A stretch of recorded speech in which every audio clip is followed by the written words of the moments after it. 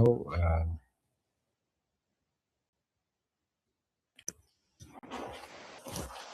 የተማሪ ቁጥር ምን ያህል እንደሆነ 7 ተማሪ ነው 8 10 ኦኬ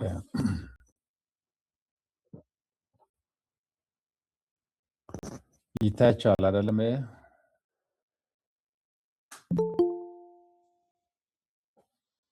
ኦኬ አሁን ይታያል።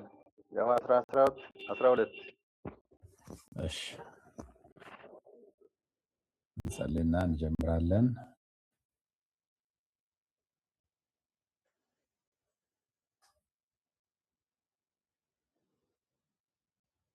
አቤቱ አምላካችን እግዚአብሔር ሆይ ስለ ብዙ ቸርነትና ስለ ብዙ ምሕረት ዛሬም ደግሞ በዚህ በሐዋርያት ሥራ የሕያው እግዚአብሔርን ቃል አንድ ላይ እንድንማር ስለሰጠህን ሰላም፣ ጤና ሁሉ ክብር ለሕያው ስም ይሁን። አቤቱ አምላካችን እግዚአብሔር ሆይ እያንዳንዱን ሰው ባለበት ሕይወቱን አገልግሎቱን ጠብቀ ዛሬ ደግሞ እንድንገናኝ ስለረዳህን ከነፍሳችን በሆነ ምስጋና ከፍ ከፍ እናደርግሃለን። ስም ብሩክ ይሁን። አቤቱ አምላካችን እግዚአብሔር ሆይ በዚህ ኮርስ መንፈስህ ከኛ ጋር እንዲሆን ብርሃንን እናያለን ተብሎ እንደተጻፈ በዘላለማዊ ብርሃን በመንፈስ ቅዱስ ጥበብና ማስተዋል እንድትረዳን የቃሉንም ሀሳብ ደግሞ እንድንረዳ እንድናስተውል እንድንማር ከሕይወታችንም ጋር እንድናገናኝ ጌታ በአገልግሎታችንም ደግሞ ተግባራዊ እንድናደርግ ጸጋህ እንድረዳን እንለምናሃለን። ሁሉ በኢየሱስ ክርስቶስ ስም ጉልበት የታሰረ ይሁን እስከ ፍጻሜው በጌታ በኢየሱስ ክርስቶስ ያው ስም አሜን።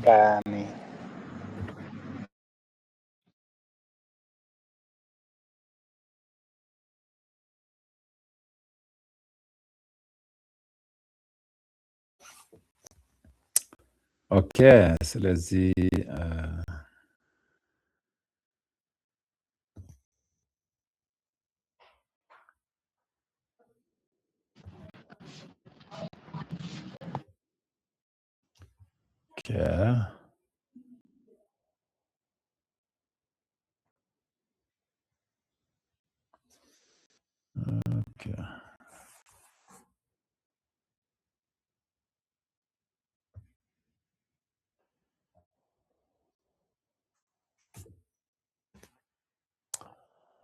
ባይዘዋይ ከሐዋርያት ሥራ 12 እስከ 12 መጥተናል። 12 ተምረናል።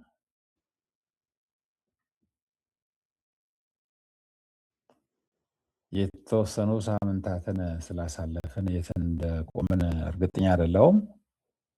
ማን ነው የሚያስታውስ?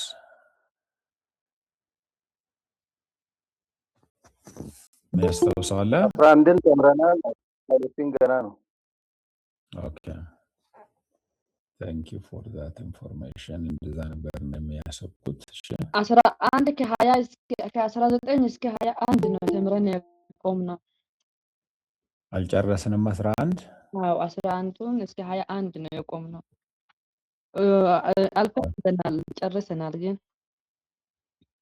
ኦኬ 11ኛ ምዕራፍ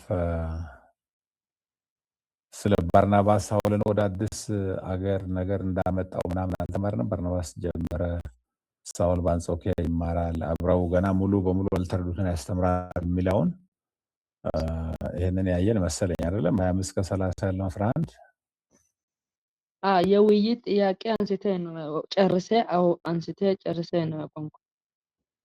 ኦኬ ስለዚህ 11ኛ ምዕራፍ ላይ ይህንን በርናባስ የአዲስ ነገር ደስተኛ ተርጓሚ፣ በርናባስ እንደትረካ ድልድይ፣ በርናባስ ከቆጵሮስ የመጣ ሌዋዊ፣ መጀመሪያው ምላሽ ግምገማ አይደለም ደስታ ነው እንጂ ምናምን የሚል ነገር የተማርን መሰለኝ። ስለዚህ 11ኛ ምዕራፍ ጨርሰናል ማለት ነው። ኦኬ እሺ ስለዚህ ወደ 12ኛ ምዕራፍ እንሻገራለን።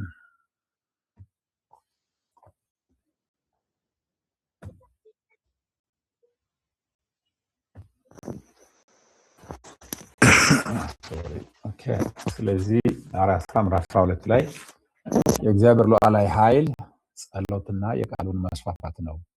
በዚህ ክፍል የምንመለከተው የሐዋርያት ሥራ 12 አጠቃላይ እይታው ግልጽ የሆኑ ተቃርኖዎችን እንመለከታለን። ማለት የሰው ኃይልና የእግዚአብሔር ኃይል ስቃርን እንመለከታለን። ስደትና ጸሎት እዚህ ጋር በአንድ በኩል ያ በጣም ጠንከር ያለ ስደት ክፍሉ ላይ እንመለከታለን። ደግሞ ጠንከር ያለ ጸሎት እንመለከታለን። ትዕቢተኛ ንጉስና ሕያው አምላክ ደግሞ የበላይነትን እንመለከታለን። ከዚያ በመቀጠል ይህ ምዕራፍ በኢየሩሳሌም ላይ ያተኮረውን የሐዋርያት ሥራ ምዕራፍ ያጠናቃል። የጴጥሮስን በኢየሩሳሌምና በይሁዳ አካባቢ ያለውን የጴጥሮስን አገልግሎት ለጊዜው እዚህ ጋር ያቆምና ምዕራፍ 13 ላይ ለሚጀምረው የሚስዮናዊ መስፋፋት መንገድ ያዘጋጃል። ወደ አሕዛብ ለሚደረገው የወንጌል አገልግሎት ዋና መልእክቱ በዚህ ክፍል ላይ የእግዚአብሔር ተልእኮ በፖለቲካ ኃይል፣ በወህኒ ቤት ግንቦች ወይም ደግሞ በሰው ትዕቢት ሊገታ እንደማይችል እንመለከታለን። ይህ አጠቃላዩ የክፍሉ የሐዋርያት ሥራ ምዕራፍ 12 እይታ ነው። ክፍሉን በሙሉ ብናነብ ደስ ባለኝ ነበር፣ ግን እንዳነበባችሁ ተስፋ በማድረግ ቀጥላለሁ። የሐዋርያት ሥራ 12 መዋቅር ሄሮድስ ቤተክርስቲያንን ማሳደድ ይጀምራል። ምዕራፍ 12 1-5 ላይ ከዚያ የጴጥሮስ ተአምራዊ መለቀቅ ደግሞ ምዕራፍ 12 6-19 እንመለከታለን። በሄሮድስ ላይ የመጣውን የእግዚአብሔርን ፍርድ ደግሞ ምዕራፍ 12 20-23 ያለውን እንመለከታለን። ከዚያ እግዚአብሔር ቃል ማደጉን እንደቀጠለ ምዕራፍ 12 24 ያስታውሰናል። የመጀመሪያውን ሐሳብ እናነሳለን። የሐዋርያት ሥራ ምዕራፍ 12 1-5 ላይ ስደትና ጸሎት ነው ክፍሉ ትኩረት አድርጎ የሚያሳየን። ሄሮድስ በቤተ ክርስቲያን ላይ የሰነዘረው ጥቃት ቁጥር 1-2 ላይ ንጉሥ ሄሮድስ አግሪጳ ቀዳማዊ የቤተ ክርስቲያን መሪዎችን ማሳደድ ጀመረ። የዮሐንስን ወንድም ያዕቆብን በሰይፍ አስገደለው። ይህ ያዕቆብ ከመጀመሪያዎቹ 12ቱ ሐዋርያት አንዱ ነው። እዚህ ጋር ጠቃሚ ግንዛቤ በዚህ በወርድ ኤንድ ስፒሪት ኮሜንትሪ ላይ የምናየው ምንድነው? ሉቃስ ያዕቆብ ለምን እንደሞተ አያብራራም፣ ነገር ግን የሚከተሉትን ያሳያል። ታማኝነት ከመከራና ከሞት ጥበቃን ሁል ጊዜ አያረጋግጥም። ማለት ታማኝ ስለሆነን ሁል ጊዜ ከመከራና ከሞት እናመልጣለን ማለት አይደለም። ምክንያቱም ያዕቆብ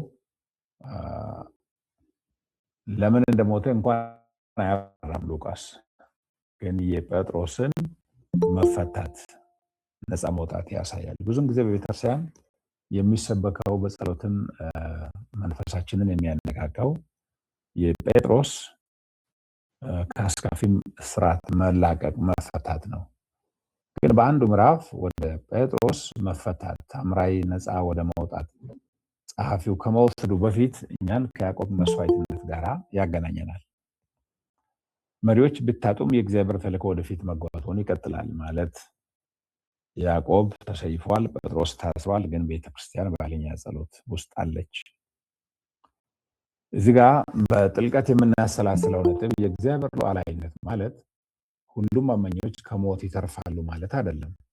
ተልእኮ ሰማዕትነትንም ሆነ መልቀቅን ያካትታል ይላል። ይሄ በጣም ወሳኝ ነው። ተልእኮ እነዚህ ሁለት ነገሮች ሁል ጊዜ አንድ ላይ የሚሄዱበት እንደሆነ መታወቅ አለበት።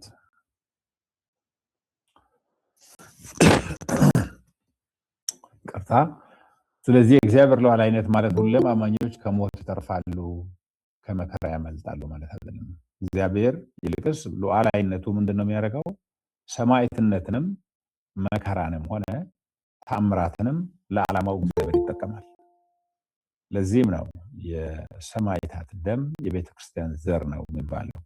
ሰይጣን አጠፋው ብሎ ነው ደም የሚያፈሰው፣ ህይወት የሚያጠፋው፣ ቤተክርስቲያን የሚያቃጥለው፣ ሰዎችን የሚያፈናቅለው። ግን ያ ስደት፣ ያ ውርደት፣ ያ መከራ ደግሞ ተመልሶ ተልእኮን እኛ ባልጠበቅነው መንገድ ወደፊት ሲወስደው እንመለከታለን።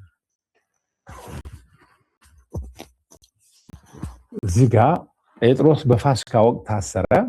ሄሮድስ የአይሁድን መሪዎች ደስ ለማሰኘት ጴጥሮስን አስሯል። ጴጥሮስ በከባድ ጥበቃ ስር ነበር። የአራት ቡድን ወታደሮች ይጠብቁት ነበር። 4 ወታደር እስከ 6 ሰዓት፣ 4 ወታደር ከ6 ሰዓት በኋላ፣ 4 ወታደር ከ12 ሰዓት በኋላ፣ 4 ስለዚህ በ24 ሰዓት ውስጥ 4 ፈረቃ አለ። እያንዳንዱ ፈረቃ ላይ 4 ቡድን ወታደሮች ይጠብቁት ነበር ማለት ነው። እንደገና ደግሞ በሰንሰለትም ታስሮ ነበር። ሄሮድስ ከፋሲካ በኋላ ለህዝብ ፍርድ ሊያቀርበው አቅዶ ነበር። እዚህ ጋር ስነ መለኮታዊ ማስታወሻዎች ፋሲካ የእግዚአብሔርን ነፃ አውጭነት የሚታሰብበት ጊዜ ነው። በሚገርም ሁኔታ ግን እግዚአብሔር ድርጊቱን ለመፈጸም ሲዘጋጅ ጴጥሮስ በወህኒ ቤት ነበር። አይሁዶች ወይም እስራኤል ከግብፅ ምድር ነፃ ያወጡበትን የእግዚአብሔርን ተአምራዊ ስራ በሚያከብሩበት በዓል ጴጥሮስ ደግሞ በወህኒ ቤት ታስሯል። ነፃ መውጣት በዓል በወህኒ ቤት የመታሰር ደግሞ ክስተት ማለት ነው። አንዳንድ ጊዜ እግዚአብሔርን ሰዎች ግራ የሚያጋባን ነገር ያልጠበቅነው ነገር ይገጥመናል ማለት ነው። ቤተክርስቲያን ጸለየች ቁጥር 5 እንደሚናገረን ሐዋርያት ሥራ ምዕራፍ 12 ቁጥር 5 ላይ ቤተክርስቲያን ግን ስለርሱ ወደ እግዚአብሔር አጥብቃ ትጸልይ ነበር ይላል። የቃልና የመንፈስ ጭብጥ ምንድነው? እዚህ ጋር የቤተክርስቲያን ምላሽ ሰላማዊ ሰልፍ ወይም አመጽ ሳይሆን ጸሎት ነበር። አጥብቃ የሚለው ቃል ጥልቅና የማያቋርጥ ጸሎት ያሳያል። አሁን ባለንበት በእኛ ጊዜ ብዙም ጊዜ አቋም መግለጫ በፌስቡክ ላይ ይለቀቃል። እንደገና ደግሞ አንዳንድ ቦታ እንቃወማለን የሚል ነገር እናነባለን። ጥሩ ነው። ይሄ ከፖለቲካ ነፃነት ካለበት ሀገር ከዲሞክራሲ ባህል የተወሰደ አሰራር ነው። ግን የጥንቱ ቤተክርስቲያን የፖለቲካውን ተጽዕኖ ወይንም ደግሞ ጭቆና አቋም መግለጫ በማውጣት አይደለም፣ ወይንም ደግሞ መንገድ ላይ ወጥቶ የሆነ የአመጽ ሰልፍ በመጥራት አይደለም፣ የተቃውሞ ሰልፍ በመጥራት አይደለም። አጥብቆ መጸለይ በመከራ የጥንቱ ቤተክርስቲያን ምላሽ ነው። ስለዚህ መቃወም በማትችሉበት ሁኔታ ውስጥ ያላችሁ ለምሳሌ የዓለም ካቶሊክ የዓለምን ፖለቲካ እየተቃወመ ሰላማዊ ሰልፍ ሊወጣ ይችላል፣ ገንዘቡም ህዝቡም ስላለ። ግን ጥቂት ምዕመናን ጡንቻ ባፈረጠሙ ሃይማኖት መዳፍ ስር ያሉ በጨካኝ ፖለቲካ ስር እየታሹ ያሉት ምላሻቸው በወንጌል ተልእኮ የሚቀጥሉበት አንዱ ምክንያት አጥብቆ መጸለይ ነው። ሌት ቀን በእግዚአብሔር ፊት ማልቀስ መጸለይ ሽንፈት አይደለም፣ ደካማ መንገድም አይደለም። የጥንቱ ቤተክርስቲያን የተጓዘበት መንገድ ነው። ሚለር የተልእኮ ግንዛቤን በተመለከተ ሲናገር ጸሎት ዝም ብሎ መቀመጥ አይደለም፣ በእግዚአብሔር ተልእኮ ውስጥ በንቃት መሳተፍ ነው። መንፈስ ቅዱስ በሚጸልዩ ማህበረሰቦች ውስጥ በኃይል ይሰራል። እንግዲህ በመከራ ውስጥ አቅም ያጣች ቤተክርስቲያን ታናሽ መንጋ በስደት በመከራ ውስጥ እያለፉ ያሉ ቅዱሳን በእግዚአብሔር ተልእኮ የሚሳተፉበት መንገድ አጥብቆ መጸለይ ነው። ምንም እንኳን ነገር ማድረግ ባይችሉ። እዚህ ጋ ያዕቆብ ተሰይፏል። የቤተክርስቲያን ትልቅ ስብራት ነው። ከ12 ሐዋርያት አንዱ የነበረ ነው። እግዚአብሔር ሉዓላዊ ነው። ጌታ ኢየሱስ ክርስቶስ 3 ዓመት ሙሉ በዚህ ሰው በያዕቆብ ላይ ኢንቨስት አድርጓል። የሰማይን ሐሳብ በሱ ላይ አፍሷል። ምስክሮቼ ናችሁ ተብሎ ከተባሉት አንዱ ነው። ይሁዳ ወደ ራሱ መንገድ ሲሄድ ወንጌል ይዞ ከነዚህ ጋር የቀጠለ ታማኝ ጀግና ሰው ነው። ግን በሰይፍ አስገደለው ይላል። ጴጥሮስ ነፃ በወጣበት ተአምራት ቢወጣ ደስ ባለን ነበር፣ ግን አልሆነም። የሐዋርያት ሥራ ምዕራፍ 12 6-19 ላይ ጴጥሮስ ተአምራዊ መለቀቅ ደግሞ እንመለከታለን። እግዚአብሔር በመጨረሻው ሰዓት ተአምራቱን አደረገ። እንዴት ከተባለ ጴጥሮስ ለፍርድ ከመቅረቡ በፊት ባለው ምሽት በሰንሰለት ታስሮና በወታደሮች ተከቦ ሳለ በሰላም ተኝቶ ነበር። የጌታ መልአክ ተገለጠ፣ ሰንሰለቶቹም ወዲያውኑ ወደቁ። እዚህ ጋር የምንማረው ነጥብ ምንድነው? የእግዚአብሔር እርዳታ ብዙውን ጊዜ የሚመጣው ተስፋ የተቆረጠ በመስልበት ጊዜ ነው። የጴጥሮስ ሰላማዊ እንቅልፍ በእግዚአብሔር ላይ ያለውን እምነት ያሳያል። ወይም ደግሞ ተጨማሪ ምንድነው? ቤተክርስቲያን አጥብቃ ስለምትጸልይ በመከራ ውስጥ እግዚአብሔር ሰላም ልቡን አእምሮን ሁሉ እንደተቆጣጠረ ያሳያል። መቼስ መልአክ ጎኑን እስኪነካ ድረስ መተኛት ማለት ሰው ኢዳ ሲኖር አንድ ሰው በቀን እንኳን ቢያስፈራራው ምሽት ላይ እንቅልፍ አይወስደውም አይደል እንዴ? ይሄ ግን ነገ ሊታረድ ሊሰዋ ምሽቱን በጣም ጭልጥ ብሎ ተኝቷል። ደረጃ በደረጃ ነፃ የማውጣት ስራ ሰርቷል። መልአኩ ግልጽ መመሪያዎችን ሰጥቶታል። ታጠቅ፣ ጫማህን አድርግ፣ ተከተለኝ አለው። ሶስት ነገር ታጠቅ፣ ጫማህን አድርግ፣ ተከተለኝ። በሮቹ በራሳቸው ተከፈቱ። እዚህ ጋር ምንድነው የእግዚአብሔር ተአምራት ድንገተኛ ሊሆን ይችላሉ። ነገር ግን አሁንም ታዛዥነትን ይጠይቃል። መንፈስ ቅዱስ በየደረጃው ይመራል። እዚህ ጋር ጴጥሮስ ታጠቅ ስል ባይታጠቅ፣ ጫማህን አድርግ ስል ባያደርግ፣ ተከተለኝ ስለው ባይከተለው እንዴት በሮቹ ይከፈታሉ? እንዴት ተአምራትን ያያል? ስለዚህ እግዚአብሔር ተአምራት ድንገተኛ ሊሆን ይችላል፣ ግን ታዛዥነትን ይጠይቃል። የጴጥሮስ ታዛዥነት ወሳኝ ነው ማለት ነው። ህልም የሚያይ ይመስለው ራእይ የሚያይ ይመስለው ነበር ይላል። መንፈስ ቅዱስ በየደረጃው ይመራል ማለት ነው። ጴጥሮስ ወደ ራሱ ተመለሰ፣ ወደ አእምሮ ማለት ነው። ከዚያ ጴጥሮስ እግዚአብሔር በእውነት እንዳዳነው ተገነዘበ። ብዙዎች ወደሚጸልዩበት ወደ ማርያም ቤት ሄደ። ቁልፉ ሀሳብ እዚህ ጋር እግዚአብሔር ለጸሎት ምላሽ ይሰጣል። አንዳንዴም እኛ ከምንጠብቀው በላይ የሆነ መልስ ይሰጣል። ቤተክርስቲያን ተገረመች። ስንጠብቅ ነበር አላለችም። ሮዳ የተባለች አንዲት አገልጋይ ጴጥሮስን ድምፅ ለየች። የሚጸልዩ ታማኞች ግን አላመኗትም። ቁልፉ ነገር መገንዘብ ያለብን ነገር እምነታችን ደካማ ቢሆንም እግዚአብሔር ሊሰራ ይችላል። ጸሎት ውጤታማ የሚሆነው በእግዚአብሔር ማንነት ምክንያት እንጂ በእኛ ፍጹም እምነት ምክንያት አይደለም። ብዙም ጊዜ አሁን ላይ የሚሰበኩ ስብከቶች ስላላመንክ ነው የሚሉ ነገሮች ብዙ ጊዜ ይሰበካሉ። ግን እዚህ ጋር የማርያም ማርቆስ ቤት ወይም ማርቆስ እናት ማርያም ቤት የተደረገው ጸሎት በትንሽ እምነት ነው የተጸለየው። ምክንያቱም አብደሻል ነው ያሏት፣ ወይ ጴጥሮስ መልአክ ሊሆን ይችላል ነው ያሉት እንጂ ስንጸልይ ነበረ፣ ስንገስጽ ነበረ፣ ጌታ ሰምቶናል፣ በር ክፈቱ አላሉ። ትንሿንም እምነት ጌታ ይጠቀማል። አንዳንድ ጊዜ ጸሎት አቁመን እስካልተኛን ድረስ ልባችን ሊጠራጠር ሁሉ ይችላል ስንጸልይ። ስለዚህ ሁሉ ጊዜ እግዚአብሔር በእኛ እምነት ላይ ብቻ የተመሰረተ መልስ አይሰጥም። እሱ በጸጋው ከእምነታችን ያለፈ ይሰራል። በእግዚአብሔር ማንነት፣ በሱ ቸርነት፣ በሱ ሉዓላዊ ጣልቃ ገብነት ላይ የተመሰረተ ነው እግዚአብሔር ማዳን እንጂ በእኛ እምነት ብቻ የተመሰረተ አይደለም። ምክንያቱም እኛ ፍጹም የሆነ እምነት የለንም። የሐዋርያት ሥራ ምዕራፍ 12:20-23 ላይ እግዚአብሔር በሄሮድስ ላይ የፈረደውን ፍርድ ያሳየናል። የሄሮድስ ትዕቢት ቁጥር 20-22 ተመዝግቧል። ሄሮድስ ለሕዝብ ንግግር አደረገ፣ ሕዝቡም እንደ አምላክ አድርገው አሞገሱት፣ እሱም ውዳሴውን ተቀበለ።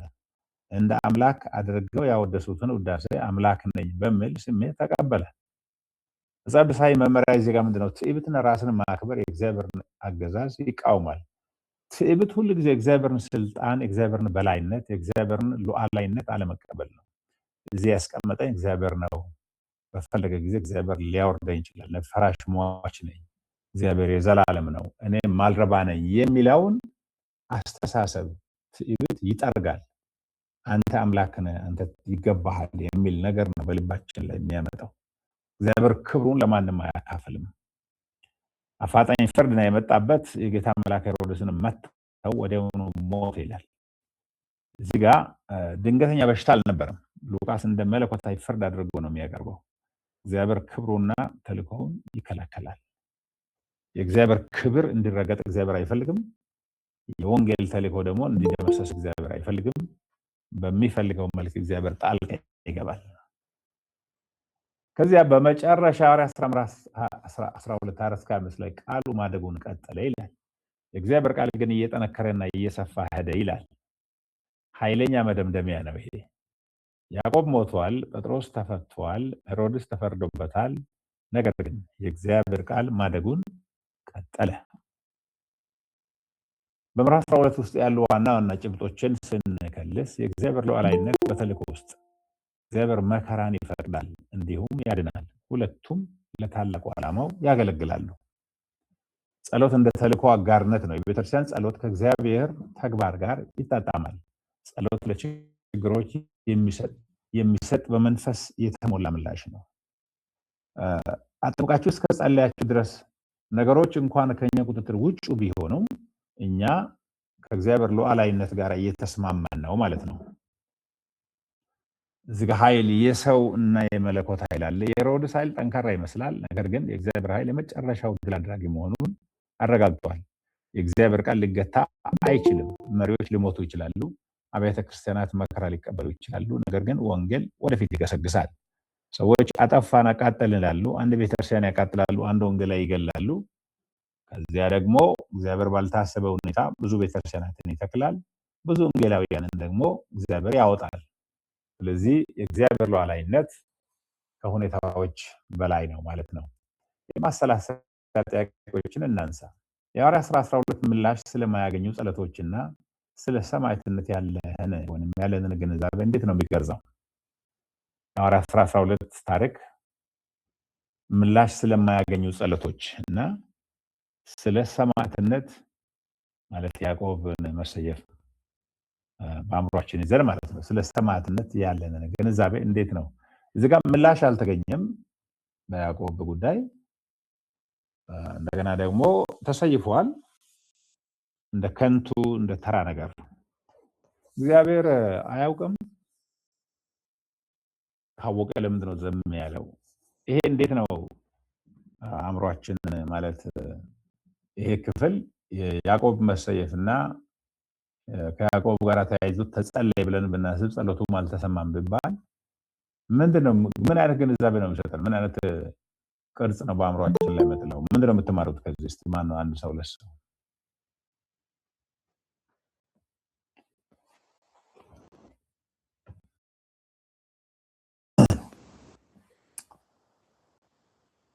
ያልተመለሰ ጸሎት ገጥሟችኋል?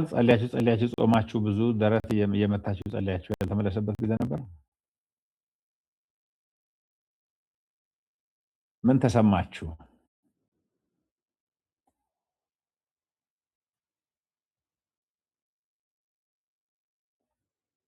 ጸጥረጭ ነው።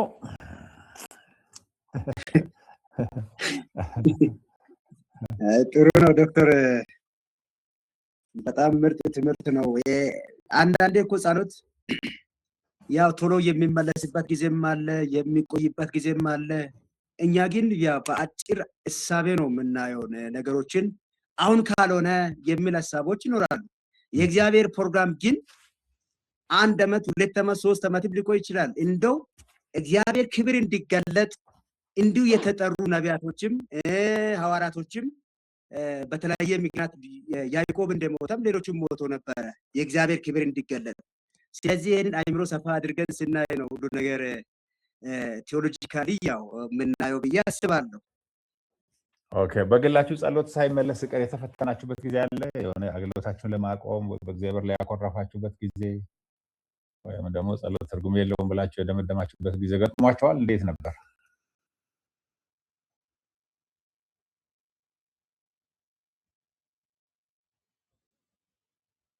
በቃ እናንተ ሁላችሁም ጸሎት አውቶማቲካሊ የተመለሰ ተጉዛችኋልና አይመለከታችሁም ማለት ነው። እሺ፣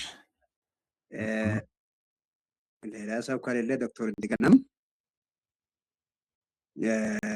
የሆነ ጊዜ ላይ እያገለገልኩም እየሮጥኩ ነበረ። ፈተና የደረሰብኝ ጊዜ ነበረ። ሁሉም በቃ እኛ ጋር የሆሳና አካባቢ ላይ ሁሉም ወደ ደቡብ አፍሪካ የሚል ሁኔታዎች ነበሩ ሆሳና አካባቢ ላይ። ከዛ እኔ ጸልዬ ምንም አልተመቸኝም። እንደ ለቅቄ ቢሄድ ጸሎቴ ዘገየ፣ ነገሮች በቃ እኔ ወደ ኋላ ቀሩ የሚል እሳቤ በውስጥ የተፈጠረበት ዓመተ ምሕረቶችን እናውቃለሁ። የዛ አይነት ገጠመኞች የገጠሙበት ጊዜ አለ ብዬ አስባለሁ አለኝ። ኦኬ፣ ሌሎቻችሁስ? እሺ ጴጥሮስ።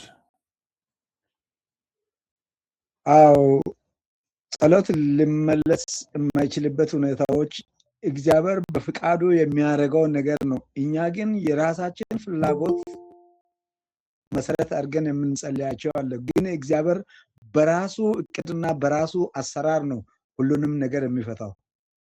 ስለዚህ የኛ መልስ አልተሰጠም ብለን ማለት አስፈላጊ አይደለም ብዬ ነው የምገምተው። ምክንያቱም እግዚአብሔር በራሱ ጊዜ ለኛ መሆን የሚገባው እሱ ከኛ በላይ ስለሚያውቅ የበለጠ ጸሎቱን እየጸለየን በሚቆየው ጊዜ መጠበቁ አስፈላጊ ነው ብዬ ነው የምገምተው። ሌሎቻችሁስ እንዴት ነው የምታያችሁ? እሺ ስመልስ። እሺ መልስ። እሺ ዶክተር አመሰግናለሁ። ምላሽ ስለማያገኙ ጸሎትና ለሰማዕትነት ያለን ግንዛቤ እንዴት ይቀርጸዋል የሚለው እንትን ላይ ያው እግዚአብሔር ሉዓላዊ አምላክ ነው። እኛ ልናዘው አንችልም። እኛ ግን የታዘዝነው አንድ ነገር አለ። በየትኛውም ሁኔታ ውስጥ ብንሆን በእምነት ሆነን በእግዚአብሔር በአምላካችን ፊት መጸለይ አለብን። መልሱ ግን አሁንም እሱ እንደፈቀደውና እንደወደደው ሊሆን ስለሚችል ከሱ ጋር መስማማት፣ ምክንያቱም እግዚአብሔር ሉዓላዊ አምላክ ነው፣ ፈቃዱን የሚገልጽ የሚያደርግ። ምናልባት አሁን ስለ ያዕቆብ ሰማዕት መሆን እያነበብን ነው።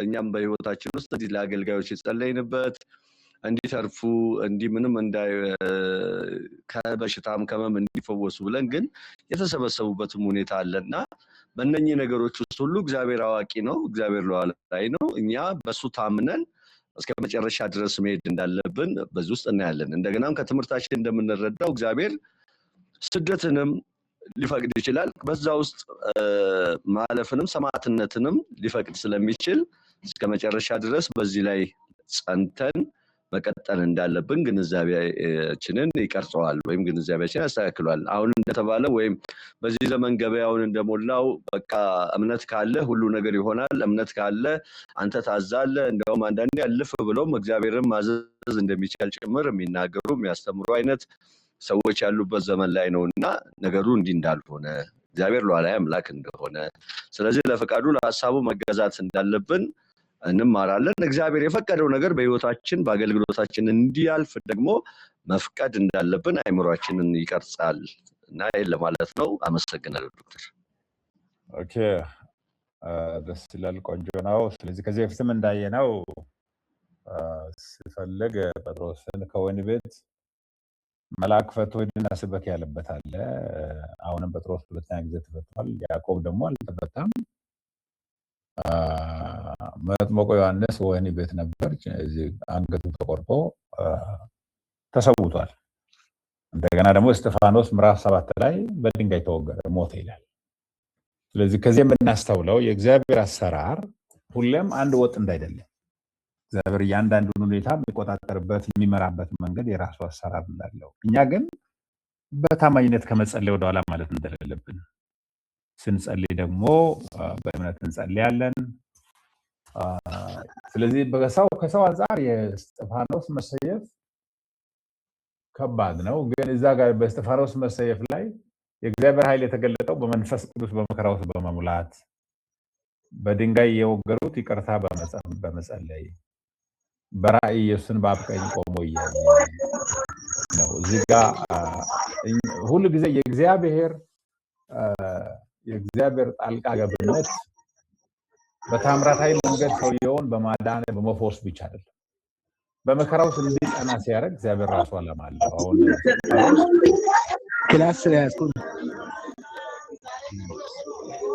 አንዳንዶቻችሁ ዝጉ፣ ተቆጣጠሩት።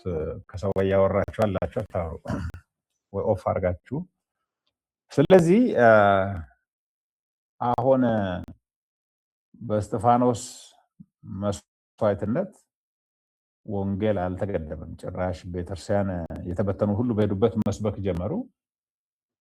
ከዚያም የተነሳ ደግሞ ቤተክርስቲያን እየተተከለ ሄደ። ይህንን ነው የምናገኘው።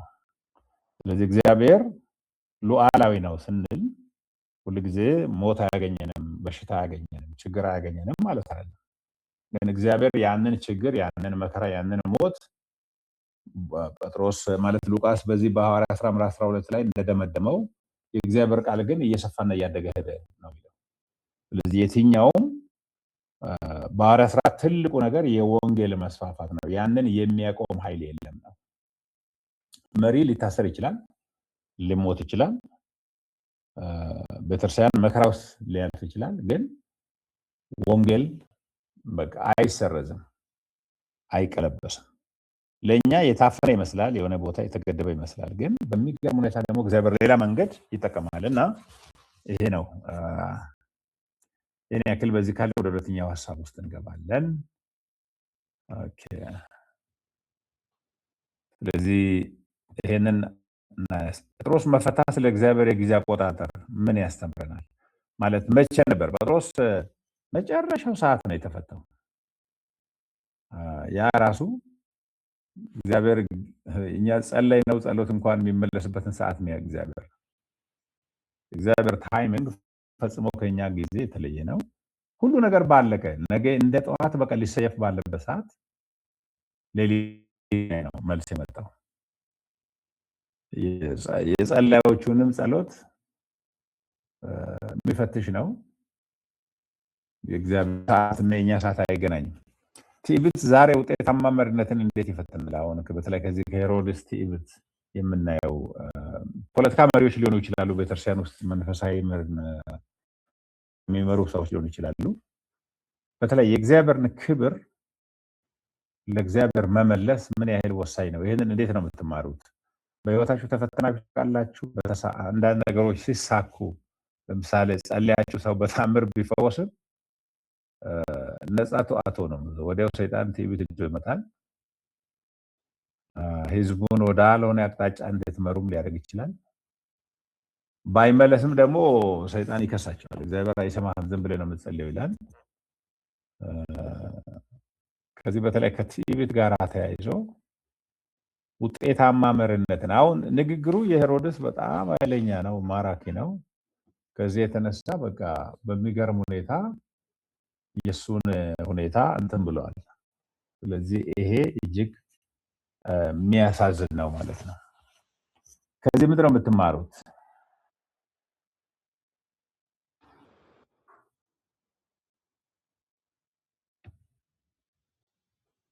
አስተያየት ያለው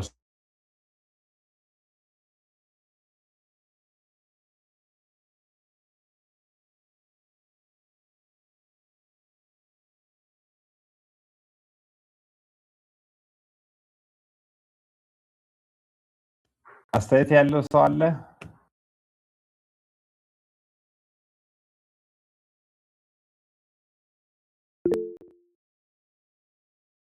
እሺ መልስ፣ አንተ ቀጥል አስተያየት።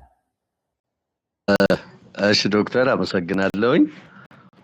እንግዲህ ከዚህ የምንማረው ምንድነው?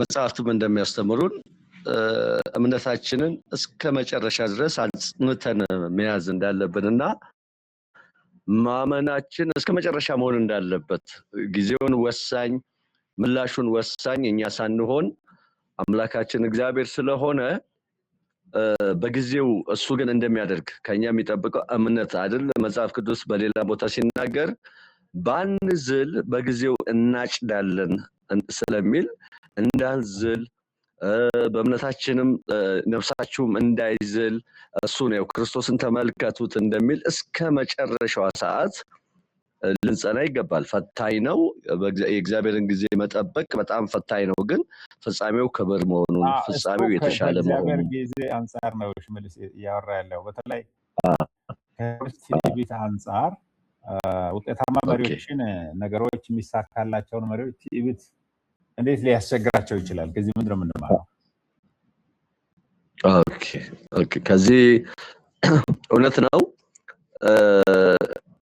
ውጤታማ መሆን በራሱ አጃቢን ያስከትላል። ውጤታማ መሆን በራሱ አድናቂዎችን ቲፎዞችን ስለሚያስከትል ሰው መልሶ ለከበረው እግዚአብሔር ክብርን መልሶ መስጠት ካልቻለ በስተቀር በጣም ይፈተናል። ሰው በሚያመሰግነው አንደበት ይፈተናል እንደሚለው ይፈተናልና መልሶ ክብርን የሚወስድ ከሆነ ከእግዚአብሔር አገዛዝ ላይ ማመጽ ነው። ቅድም እንደተማረው ከዚህ የተነሳ በእግዚአብሔር አገዛዝ ላይ ማመጽ ነው።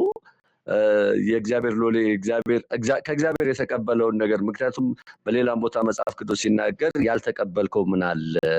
ሁሉን የተቀበልክ ከሆነ ደግሞ እንዳልተቀበለ የምትመካው ስለምንድን ነው ስለሚል ይሄ ሰው እንዳልተቀበለ ስለሚሆን የእግዚአብሔርን አገዛዝ የሚቃወም ነው። ስለዚህ እኛም አገልጋዮችም ቢሆን ቅድምም እንደተባለው በስኬቱም ጊዜ ቢሆን መልሰን ክብሩን ለእግዚአብሔር መስጠት እንጂ እንዲህ ማድረግ የለንም። እንደገናም ደግሞ ባልተሳካም ጊዜ በተለይ በጣም ተስፋ መቁረጥ ውስጥ የሚከተን በተሳካ ጊዜ ለራሳችን የምንሰጠው ምላሽ ከፍታውን ለራሳችን ስናደርግ ባልተሳካ ጊዜ ደግሞ ውድቀታችን በጣም ወይም ለሰይጣን ወቀሳ ለሰይጣን እንትን በጣም ተጋላጭ እንሆናለን እና ከዚህ መማር ያለብን ነገር አለ ብዬ አስባለሁ። የክብሩ ባለቤት ጌታ ስለሆነ መልሰን ለሱ ቅዱስ ጳውሎስ ሌላ ቦታ ላይ ይሄንን የተደረጉ ነገሮች ዘርዝሮ ይሄንን እኔ አይደለሁም ግን በእኔ ያለው ጸጋ ይሄንን አደረገ እንደሚል እኔ አይደለሁም ወደሚለው ነገር መምጣቱ አግባብ ነው። ከዚህ መማር ያለብን። እሺ አመሰግናለሁ። እሺ ታንክ ዩ። ጸሎት በቤተክርስቲያን ተልእኮ ውስጥ እንዴት የበለጠ ማዕከላዊ ሊሆን ይችላል የሚለውን ያው ብዙ ማለት ይቻላል፣ ግን ከጊዜ አንጻር እንሄዳለን። በተለይ ምንም ማድረግ በማይቻልበት እንደ እስር፣ መከራ፣ በሽታ፣ ሞት ባለ ሁኔታ ውስጥ በምናልፍበት ጊዜ ጸሎት ከእግዚአብሔር ተልእኮ ጋራ የምንቀናጅበት ከእግዚአብሔር ሀሳብ ጋራ አንድ ላይ የምንጓዝበት መንገድ እንደሆነ ነው ከዚህ የምንማረው። ማጠቃለያው ምንድነው? ሐዋርያት 12 እግዚአብሔር በነገስታት ላይ እንደሚነግስ ለጸሎት ምላሽ እንደሚሰጥ ተልእኮውን በመከራ ውስጥ እንደሚደግፍና ቃሉ በመንፈስ ቅዱስ ኃይል ማድረጉን እንደሚቀጥል ያስተምረናል። ስለዚህ ይሄንን ካለን ወደ ምዕራፍ 13 እንሄዳለን። ሐዋርያት ሥራ ምዕራፍ 13 ላይ ቁጥር 1 እስከ 12 ላይ በሐዋርያት ሥራ ውስጥ ያለው አፋጣኝ ይዘት የሐዋርያት ሥራ 13 የቀድሞዋ ቤተክርስቲያን የመጀመሪያውን የታቀደ ሚስዮናዊ ጉዞ ይጀምራል እስከ ዓለም ዳርቻ የሚለውን። ይህ በሉቃስ ትረካ ውስጥ ከኢየሩሳሌም ማለት ይሁዳ ወደ አህዛብ ተልኮ የተደረገ ሽግግርን የሚያሳይ ሲሆን የጳውሎስን ወይም ሳውልን እንደ ዋና ተዋናይ ያቀርብልናል። እዚህ ጋር ቁጥሮቹ 1 እስከ 3 ላይ በመንፈስ ቅዱስ መላክ ነው የምናየው። መሪነትና ማህበረሰብን እንመለከታለን። ዋና ሀሳቡ በአንጾኪያ ያለችው ቤተክርስቲያን በመንፈስ የምትመራና የተለያየ ማንነት ያላቸው አማኞች ስብስብ ናት። የነቢያትና የመምህራን ዝርዝር በቀድሞ ቤተክርስቲያን የነበረው መንፈሳዊ ስጦታና የሐዋርያት ትምህርትና ሚና የሚያንጸባርቅ ሲሆን የስብከትና የማስተማር አገልግሎቶችን ጎላ አድርጎ ያሳየናል። ይህ የሚያስታውሰን ውጤታማ ተልእኮ የሚመነጨው ስጦታ ካላቸው አማኞች የጋራ ትብብር መሆኑን ነው። እዚህ ጋር ለውይይቱ ነቢያትና መምህራንን በአጋርነት ሳይነጣጠሉ ስናነብ በቃልና በመንፈስ መካከል ያለውን ትስስር በተልእኮ ውስጥ ለመረዳት እንዴት ይቻላል የሚለው እናነሳለን። በዚህ አስተውላችሁት ከሆነ በሐዋርያት ሥራ መጽሐፍ ላይ ምዕራፍ 13 ላይ ከቁጥር 1 እስከ 12 ስናነብ በአንጾኪያ ባለች ቤተክርስቲያን ነቢያትና መምህራን ነበሩ ይላል። እንግዲህ ነቢያት ነበሩ፣ መምህራን ነበሩ። ይሄ በእኛ ዘመን ላይ አሁን ነቢያት ላይ ሰዎች የተለየ ተቃውሞ ያስነሳሉ። ግን እዚህ ጋር መምህራን ማለት ያው አስተማሪዎች ናቸው። እንደገና ደግሞ መምህራን የእግዚአብሔርን ቃል የሚገልጡ የሚያስተምሩ ናቸው። ሁለታቸውም በጥምረት አንድ ላይ ሲያገለግሉ ነው የምናየው። እነርሱም በርናባስ፣ ነገር የተባለው ስምዖን፣ የቀረነው ሉኪዮስ፣ የአራተኛው ክፍል ገዢ የሄሮድስ አብሮ አደግ የነበረውና ምናሄ እና ሳውል ነበሩ ይላል። እነዚህም ጌታን እያመለኩና እየጾሙ ሳሉ መንፈስ ቅዱስ በርናባስንና ሳውልን እኔ ለጠራኋቸው ስራ ለዩልኝ አለ። እነርሱም ከጾሙና ከጸለዩ በኋላ እጃቸውን ጭነው አሰናበቷቸው ይላል። በርናባስና ሳውልም በመንፈስ ቅዱስ ተልከው ወደ ሰሎንቄ ወረዱ። ከዚያም በመርከብ ወደ ቆጵሮስ ሄዱ። ስልማና በደረሱም ጊዜ በአይሁድ ምኩራቦች የእግዚአብሔርን ቃል ሰበኩ። ዮሐንስም አብሯቸው ሆነው ይረዳቸው ነበር። የቆጵሮስን ደሴት ከዳር እስከ ዳር አቋርጠው ጳፉ በደረሱ ጊዜ በርያሱስ የተባለ አንድ አይሁዳዊ ጠንቋይና ሐሰተኛ ነቢይ አገኙ። እርሱም ሰርጊዮስ ጳውሎስ ከተባለው አስተዋይ ገዢ ጋር ነበረ። የአገረ ገዢ የእግዚአብሔርን ቃል ለመስማት ፈልጎ በርናባስና ሳውልን አስጠራቸው።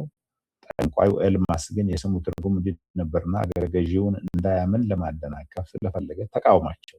ጳውሎስ የተባለው ሳውል በመንፈስ ቅዱስ ተሞልቶ ትኩር ብሎ ተመለከተውና እንዲህ አለው፣ አንተ የጽድቅ ሁሉ ጠላት፣ ተንኮልና ክፋትን ሁሉ የተሞላ የዲያብሎስ ልጅ የጌታን ቀና መንገድ ከማታመን አታርፍምን? አሁንም የጌታ እጅ በአንተ ላይ ነው፣ ዕውር ትሆናለህ። ከእንግዲህ የፀሐይን ብርሃን ለአንድ አፍታ እንኳ አታይም። ወዲያውም ጭጋግና ጨለማ በላይ ወረደ። እጁን ይዞ የሚመራውንም ሰው ለመፈለግ ወዲያ ወዲህ ይል ጀመር። አገረ ገዢውም የሆነውን ነገር ባየ ጊዜ በጌታ ትምህርት በመደነቅ አመነ ይላል። እንግዲህ ይሄ ነው የምናየው። የመጀመሪያው ለተልእኮ የሄዱበትን መንገድ ነው የምናየው። ከዚህ የነቢያትና የመምህራን ዝርዝር በቀድሞ ቤተክርስቲያን የነበረው መንፈሳዊ ስጦታና የሐዋርያዊ ትምህርት ሚና የሚያንጸባርቅ ሲሆን የስብከትና የማስተማር አገልግሎቶች ጎላ አድርጎ ያሳያል። ይህ የሚያስታውሰን ውጤታማ ተልእኮ የሚመነጨው ስጦታ ካላቸው አማኞች ጋር ትብብር ነው። እዚህ ጋር አስተማሪም ሆነ ነቢይ ሁሉም ጸጋ ያለው ሰው በጋራ ስራ ነው። አንዱ ከአንዱ ጋራ ሳይናቆር ሳይንቅ ሳያገል ነቢያትንም መምህራንንም በአጋርነት ሳይነጣጥሉ ጸጋቸውን በተለየ መንገድ እግዚአብሔር በእነሱ የሚሰራበትን ሁኔታ ሁሉ በጋራ ስንጠቀም ለተልእኮ ትልቅ አስተዋጽኦ እንዳለው ከዚህ ገነዘባለን። እዚህ ጋር አምልኮ፣ ጾምና መለየት አለ። ቁጥር 2 ላይ በጋራ ዋና ሰው በተልእኮ ውስጥ መሰማራት የሚጀምረው መንፈስ ቅዱስን በአምልኮ በማዳመጥ ነው።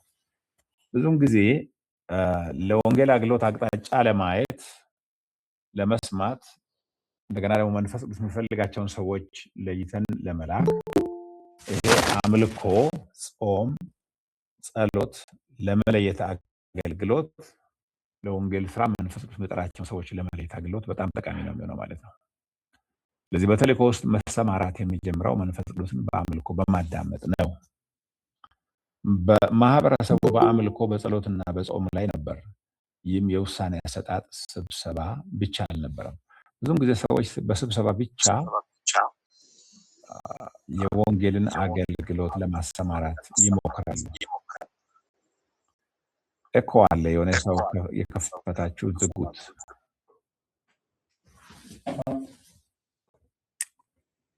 እሺ ከዚህ የምናስተውለው ሚለር የተባለ ጸሐፊ The Spirit of God in Mission በተሰኘው መጽሐፋቸው ላይ በመንፈስ የሚመራ ተልእኮ በሰው እቅድ ላይ ሳይሆን በጸሎት በእግዚአብሔር ላይ በመደገፍ ላይ የተመሰረተ መሆኑን ያጎላሉ። በጸሎት ሰዎች በሚተጉበት ጊዜ በመንፈስ የሚመራ ተልእኮን ማራመድ ይቻላል። አለዚያ ዝም ብሎ በስብሰባ በውሳኔ በእጅ ብልጫ የሆነ ድርጅታዊ የሆነ ስራ ብቻ ነው የምንጸባረቀው።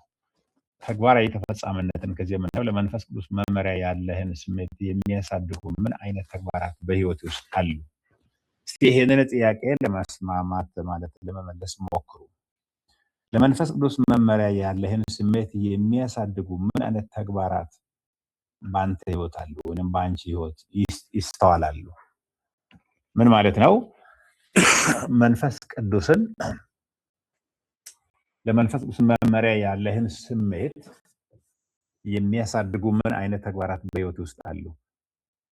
እንግዲህ ከላይ እንዳይነው አምልኮ፣ ጾም፣ ጸሎት ካለ በአንተ ህይወት ውስጥ ምንድን ነው ያለው? የመንፈስ ቅዱስን መመሪያ ወይንም ደግሞ ምርት የምትከተለው ምን ስታረግ ነው በግል ህይወት? ይሄንን በተመለከተ ሐሳብ ያለው ሰው አለ? ስለ አንድ ጉዳይ ውሳኔ ላይ ለመድረስ ፈልጋል። የመንፈስ ቅዱስን ድምጽ ለመስማት ትፈልጋለህ። እንዴት ነው የምትከታተለው የመንፈስ ቅዱስን ሐሳብ?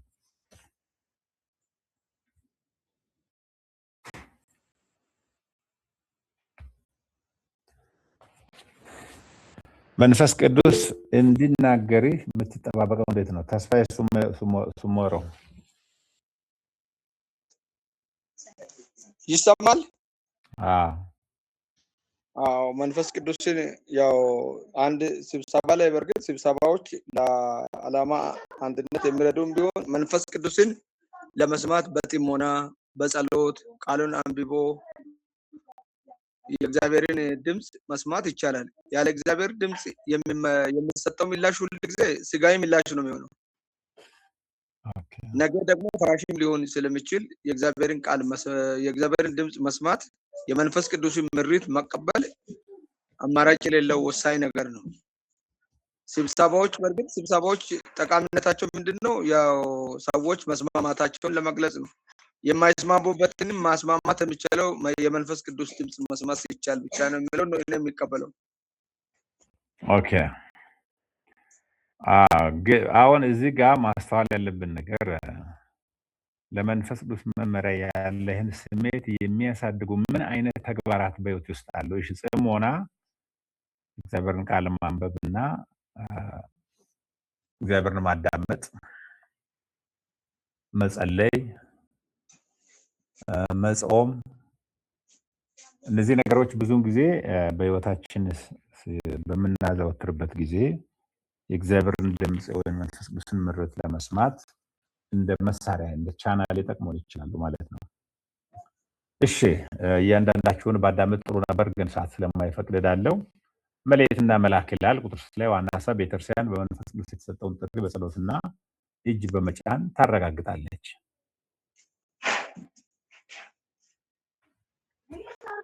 ድምፅ እየረበሽን ነው።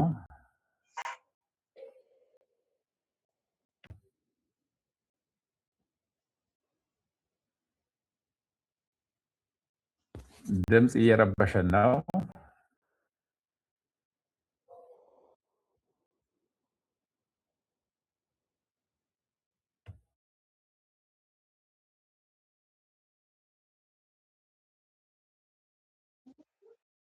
ዶክተር በጣም እየተቆራረጠ ነው። ድምፅ አለ። ሌላ ጋር የሚረብሸኝ ድምፅ ስላለ እያስተማርኩ ሆነ አይደለም። ወደ ምስጋኑ ተከታትሎ ያንን ሰው ቢይዝ ይሰማችኋል አይደለም? እናንተ ጋር ይሰማል። ከምስጋኑ ተከታተልና አቁም፣ አለዚያ ማስተማር አይቻልም።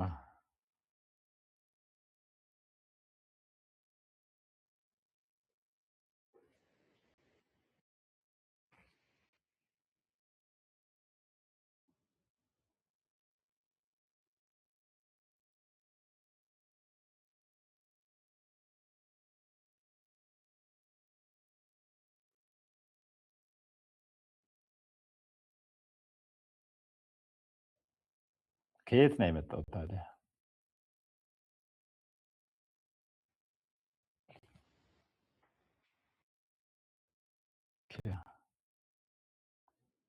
እሺ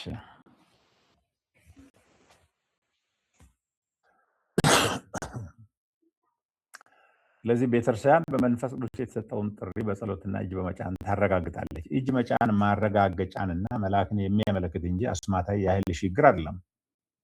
የሆነ በመንፈስ ቅዱስ ድምፅ በቡድኖች በቤተክርስቲያንም በግለሰብ ደረጃም ሰዎች እየደረሱበትን ውሳኔ ማረጋገጫ እንጂ እጅ ስለተጫነ በአስማታዊ መንገድ ሰው መልእክተኛ ይሆናል ማለት አይደለም። ያልተላከ ያልተጠራ ዝም ብሎ እጅ ስለተጫነ ምንም መጣ ነገር የለም። ግን ላይ መንፈስ ቅዱስ እኔ ለጠራቸው ስራ ለዩልኝ ብሎ ስላረጋገጠ ለዚያ ነው እጅ የሚጭኑት። ይህ የማህበረሰቡን ድጋፍ ያሳያል። ማለት የቤተክርስቲያን የቅዱሳን ማህበረሰብ በተለይ በአጥቢያ ቤተክርስቲያን ወይንም በቡድን ውስጥ ያሉ የጌታ ልጆች መደገፍ አለባቸው። አንድ ሰው ሲላክ ወይንም የተወሰኑ ሰዎች ሲላኩ ማለት ነው። ሚስዮናውያኑ ለብቻቸው አይሄዱም፣ ከቤተክርስቲያን ድጋፍ ይሻሉ ማለት ነው። የውጭ ጥያቄው እዚህ ጋር ማንሳት ያለብን የእናንተ የቤተክርስቲያን ማህበረሰብ ሰዎችን ለአገልግሎት የሚያረጋግጥበትና የሚልክበት መንገዶች ምንድን ናቸው? ምናልባት ከቤተክርስቲያን የተለያየ ሊሆን ይችላል። ግን የራሳችሁ የሆነ መለኪያ መንገድ ሊኖራችሁ ይገባል። የምትደግፉበት መንገድ ሊኖራችሁ ይገባል። ተሳታፊዎች መሆን አለባቸው ሰዎች። እሺ ምዕራፍ 13 ቁጥር 4 እስከ 12 ላይ ወደ ቆጵሮስ የተደረገ ተልእኮ እንመለከታለን። በመንፈስ ቅዱስ ተላኩ ይላል። ዋናው ሀሳብ እውነተኛ ላኪ መንፈስ ቅዱስ እንጂ የሰው ስልት አይደለም። ቤተክርስቲያን በንቃት ብትሳተፍም ሉቃስ በግልጽ እንደሚናገረው ወደ ተልእኮ የላካቸው መንፈስ ቅዱስ ነው።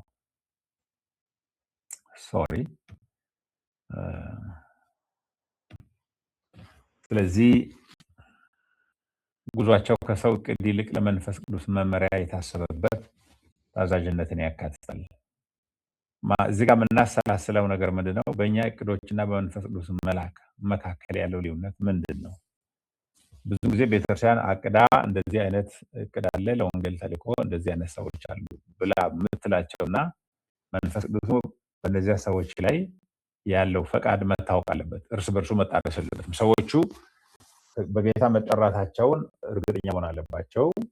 እንደገና ደግሞ መንፈስ ቅዱስ እየጠራቸው ስለመሆኑ ቤተክርስቲያንንም እርግጠኛ ብትሆን ጥሩ ነው። አለበለዚያ ጥሪውን የማያስተናግድ ህይወቱ ያልተቀደሰ ከእግዚአብሔር የማይታዘዝ ከእግዚአብሔር ፈቃድ የወጣ ሰው ከሆነ ቤተክርስቲያን እጅ ስለጫነች ስለላከች ድጋፍ ስለሰጠች ብቻ ስራ አይሰራም ማለት ነው። አሁን ላይ ብዙም ጊዜ በቤተክርስቲያን ውስጥ ያለው ክፍተት ወይም ጋፕ ይሄንን ስለሚመስል ማለት ነው። ስልታዊ ጅምር አለ። ምኩራቦች ውስጥ ነው የጀመሩት ሐዋርያቶቹ ጳውሎስና በርናባስ ሄደው ብዙም ጊዜ ምኩራቦች ላይ ያስቀድማሉ። ተልእኮ የሚጀምረው ሃይማኖታዊ እንቅስቃሴዎች ባሉባቸው ቦታዎች ነው። ስለ እግዚአብሔር እውቀት ካላቸው፣ መነሳሳት ካላቸው፣ በራሳቸው ሃይማኖታዊ ስርዓት ከሚያመልኩት ሰዎች ነው የጀመሩት። ጳውሎስና በርናባስ ቃሉን ማወጅ የጀመሩት በአይሁድ ምኩራቦች ነበር። ይህ ስልታዊ ነበር፣ ምክንያቱም ደግሞ ምኩራቦቹ የቅዱሳት መጽሐፍ ጥናት ማዕከላት ነበሩ። አይሁድም ሆኑ እግዚአብሔርን የሚፈሩ ሰዎችን ለእግዚአብሔር ክፍት የሆኑ አሕዛብን ለማግኘት አመቺ ነበሩ። ሉቃስ እንደሚያሳየን ጳውሎስ በየከተማው ሁሉ ወደ አሕዛብ ከመሄዱ በፊት ቅድሚያ ለአይሁድ ይሰጥ ነበር። የምናነሳው ጥያቄ እዚህ ጋር የዛሬዋ ቤተክርስቲያን እንደ ምኩራብ ሁሉ ወንጌልን ለማካፈል የሚያስችሉ ተፈጥሯዊ ድልድዮችን እንዴት መለየት ትችላለች? ለምሳሌ በአካባቢያችን ተመሳሳይ ቋንቋ የሚያወሩ፣ በተመሳሳይ ባህል የሚኖሩ፣ የጋራ መረዳት ያላቸው ሰዎች ሊቀድሙ ይችላሉ ማለት ነው። እነሱን አስቀድመን መጀመር እንችላለን ማለት ነው። የተቃውሞና የድል ገጠመኝ ደግሞ ቁጥር 6-12 በምዕራፍ 13 ላይ እንመለከታለን። በሪያሶስ የተባለ ወይም ኤልማስ የተባለ መንፈሳዊ ተቃውሞ ወይም ደግሞ መንፈሳዊ ጦርነት ገጥሟቸዋል። ከአጋንንት፣ ከሰይጣን፣ ከዲያብሎስ፣ ከወንጌል ተቃዋሚ እዚህ ጋር በወንጌል ጉዞ ላይ የተጋረጠ አጋንንታዊ ድብቅ አጀንዳ እናነባለን። በጳፉ ሚስዮናውያኑ ማለት ጳውሎስና በርናባስ በሪያሶስ የተባለ አይሁዳዊ ሐሰተኛ ነቢይ አጋጠማቸው። ሉቃስ ወንጌልን የሚቃወም ጠንቋይ እንደሆነ ይገልጸዋል። ይህን ሰው ሚለር የተባለ ሰው እንደሚያብራራው ከሆነ ይህ በመንፈስ ቅዱስ የተደገፈ ተልእኮ ከመንፈሳዊ ተቃውሞ ጋር ሲጋፈጥ ያሳየናል። እንግዲህ ጳውሎስና በርናባስን መንፈስ ቅዱስ ነው የላካቸው። አሁን ደግሞ የመንፈስ ቅዱስ ተቃራኒ የሆነ እርኩስ መንፈስ ደግሞ ሲቃወማቸው እንመለከታለን። የክርስቶስ አዋጅ መንፈሳዊ ጨለማን ስለሚገዳደር ግጭት መፈጠሩ ማይቀር ነው። በወንጌል ሜዳ ላይ መንፈሳዊ ግጭት የሚጠበቅ ነው። ከጠንቋይ፣ አስማተኛ ወይም ደግሞ ሃይማኖተኛ ከሚባሉትም ሰዎች ላይ ልክ በእስጢፋኖስ ላይ የድንጋይ ናዳ እንደወረደ እንዳየ ነው። ተቃውሞ የሚጠበቅ ነው ማለት ነው። መጸለይ፣ መዘጋጀት ጥሩ ነው። እዚህ ጋር ለውይይት የምናነሳው ጥያቄ ቤተክርስቲያን ለወንጌል የሚቀርብን ተቃውሞ እንዴት ማየት አለባት? ማህበራዊ ብቻ ነው ወይስ ጥልቅ መንፈሳዊ ገጽታ አለው? ብዙም ጊዜ እኛ በሰውኛ ወይንም ደግሞ ስጋ ለባሽን ብቻ እንመለከታለን፣ ግን መንፈሳዊ እጅ አለ ከበስተጀርባ ማለት አጋንንታዊ ተቃውሞ፣ ዲያብሎሳዊ ተቃውሞ ማለት ነው። ሰርጊዮስ ጳውሎስ ክፍት ምላሽ ነው ይሄ ሰው የሰጠው። የሮማ ሀገረ ገዢ ሰርጊዮስ ጳውሎስ ብልህና ለቃሉ ጉጉት የነበረው ሰው ተብሎ ተጽፏል። የሱ ግልጽነት ከኤልማስ ጥላቻ ጋር ተቃራኒ ሲሆን ወንጌል ሰብሮ እንዲገባ መንገድ ከፍቷል። ይሄ ሰው ፖለቲካ መሪ ነው፣ ለወንጌል ለመስማት ፈልገዋል ከጳውሎስና በርናባስ። ያኛው ደግሞ አይሁዳዊ የሃይማኖት ሰው ነው፣ ግን የአጋንንት መንፈስ ያለበት ጠንቋይ ስለሆነ ወንጌል ወደፊት እንዳይሄድ ተቃውሞ ሲያሳይ እንመለከታለን። ይሄ በወንጌል ሜዳ ላይ የሚጠበቅ ነው ማለት ነው። ጳውሎስ መንፈስ ቅዱስን ተሞላ ይላል ከመገሰጹ በፊት ቁጥር 9 ላይ። ዋና ሀሳቡ ለምስክርነትና ተቃውሞን ለመጋፈጥ በመንፈስ መሞላት አስፈላጊ ነው ማለት ነው። ኦኬ፣ ይሄ እጅግ ወሳኝ ነው። ምንድነው ከዚህ የምናስተውለው? ለምስክርነት ኦኬ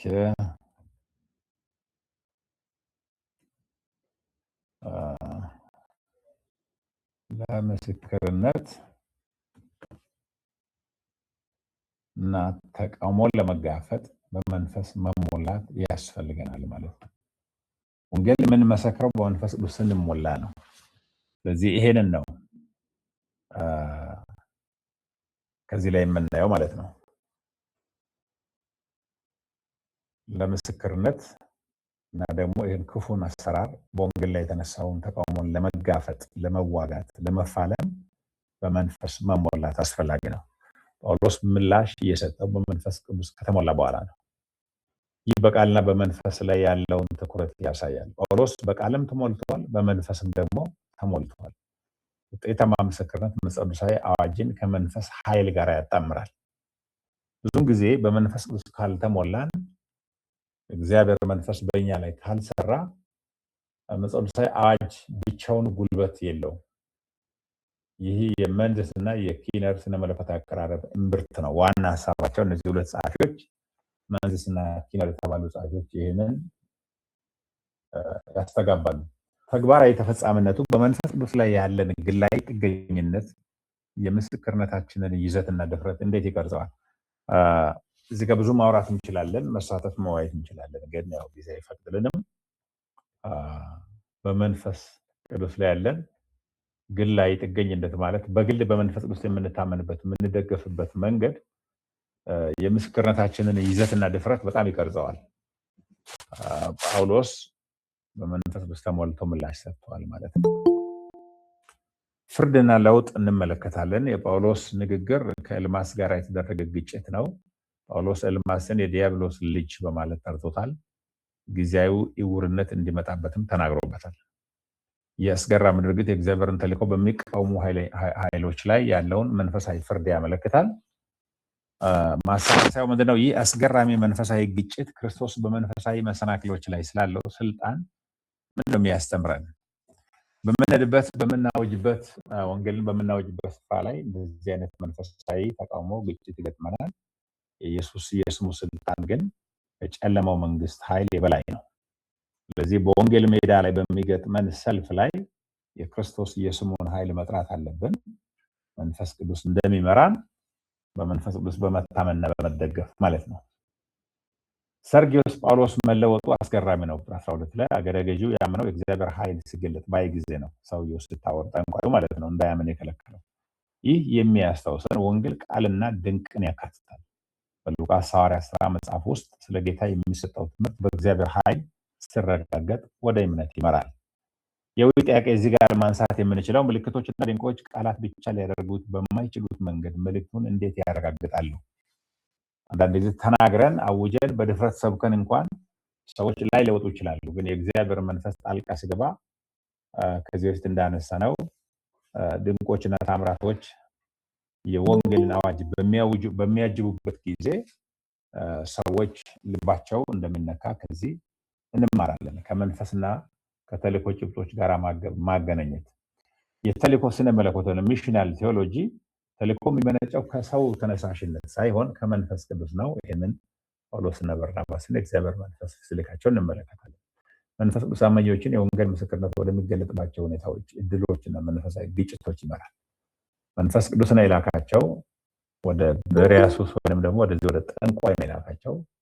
መንፈስ ቅዱስ የራሱን ኃይል በጳውሎስ ሆኖ ሊገልጽ ስለፈለገ ነው ወደዚህ ተቃውሞ ወደ መንፈሳዊ ጦርነት ውስጥ የላካቸው። ቃልና መንፈስ አብረው ትረካው በቅዱሳት መጽሐፍት አዋጅና በመንፈስ ኃይል መካከል ያለውን ሚዛን ይጠብቃል። እውነተኛ ተልእኮ ቃል ብቻ ወይም ኃይል ብቻ ሳይሆን መንፈስን የተሸከመ ቃል ነው። ብዙም ጊዜ ስብከት የሌለበት አጋንንትን መገሰጽ ብቻውንም ከባድ ነው። የወንጌል አዋጅ በግልጽ ያልታወጀበት፣ በሌላ በኩል ደግሞ እርኩስ መንፈስ ሊቃወመን እንደሆነ በማወቅ መንፈስ ቅዱስ በመደገፍ ቃሉን በኃይል ማወጅ አለብን። ለዛሬው ዘመን አንድምታዎች እዚህ ጋር በመንፈስ የሚመራ ተልእኮ የሚከተሉትን ይፈልጋል።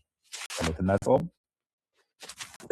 የማህበረሰብ ማረጋገጫ ማለት የቅዱሳን ወይም በእኛ ቋንቋ የአጥቢያ ቤተክርስቲያንም ይሁን የተወሰኑ ቡድን ያንን ሰው የሚልኩት ደግሞ ያ ተልእኮ ከጌታ እንደሆነ በማረጋገጥ መደገፍን ይጠይቃል። በጸሎትም በማቴሪያልም በገንዘብም።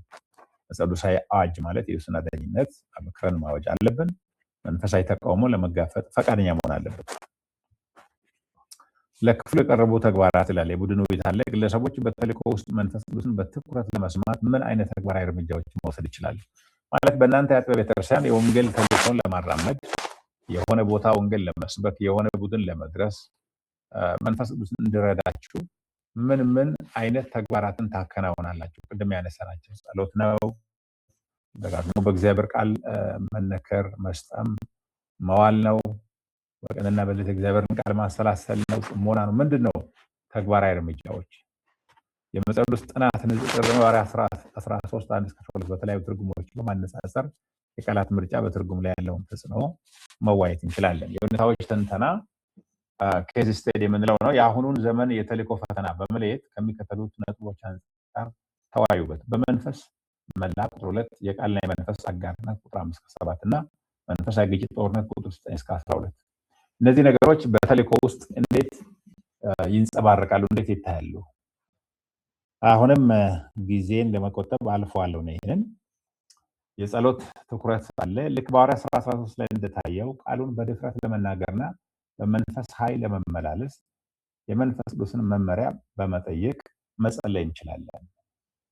እሺ ሐዋርያት ሥራ 14 ውስጥ እንገባለን። ከዚያ ውስጥ ግን ጥያቄ ካለ እቀበላለሁ ወይም ሰዓትም ይፈቅደናል በሚለው እንመለከታለን። አንድ ሰዓት ያህል ጨርሰናል። ጥያቄ ያላችሁ ምዕራፍ 13 ላይ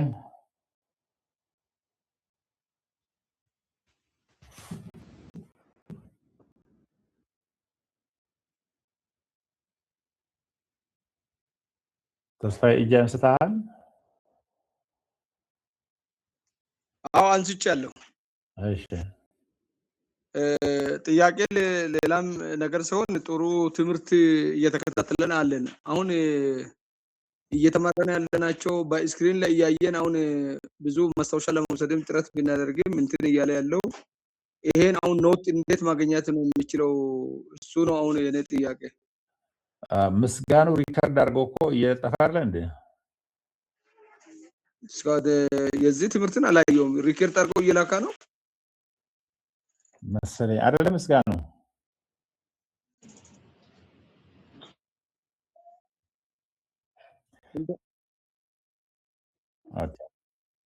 ቴሌግራም ግሩፕ ላይ አለ፣ ሪከርድ ተደርገዋል።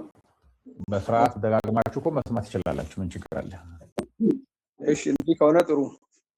እሺ ስለዚህ ወደ ምዕራፍ 12 አቤት አቤት ዶክተር ጥሩ ነው። ቄሱ የጠየቁ ጥያቄ የኔም ጥያቄ ነው። አሁን ይሄ በፓወርፖይንት ላይ ያለው ለወደፊት ተሰርቶ ይሰጣል ወይ? ግምት በውስጥ የነበረ ተሰርቶ ቢሰጥ እንደ መጽሐፍ አይነትም ወይንም ከድምፁ ጋር ሲሆን እኮ ቮሉም እየጨመረ ትንሽ ለመውረድም አንዳንድ የሚያስቸግር እንትኖች አሉ። ይሄንን ለወደፊት ምን ይስተካከላል ብዬ ነው ጥያቄ የኔ ጥያቄ።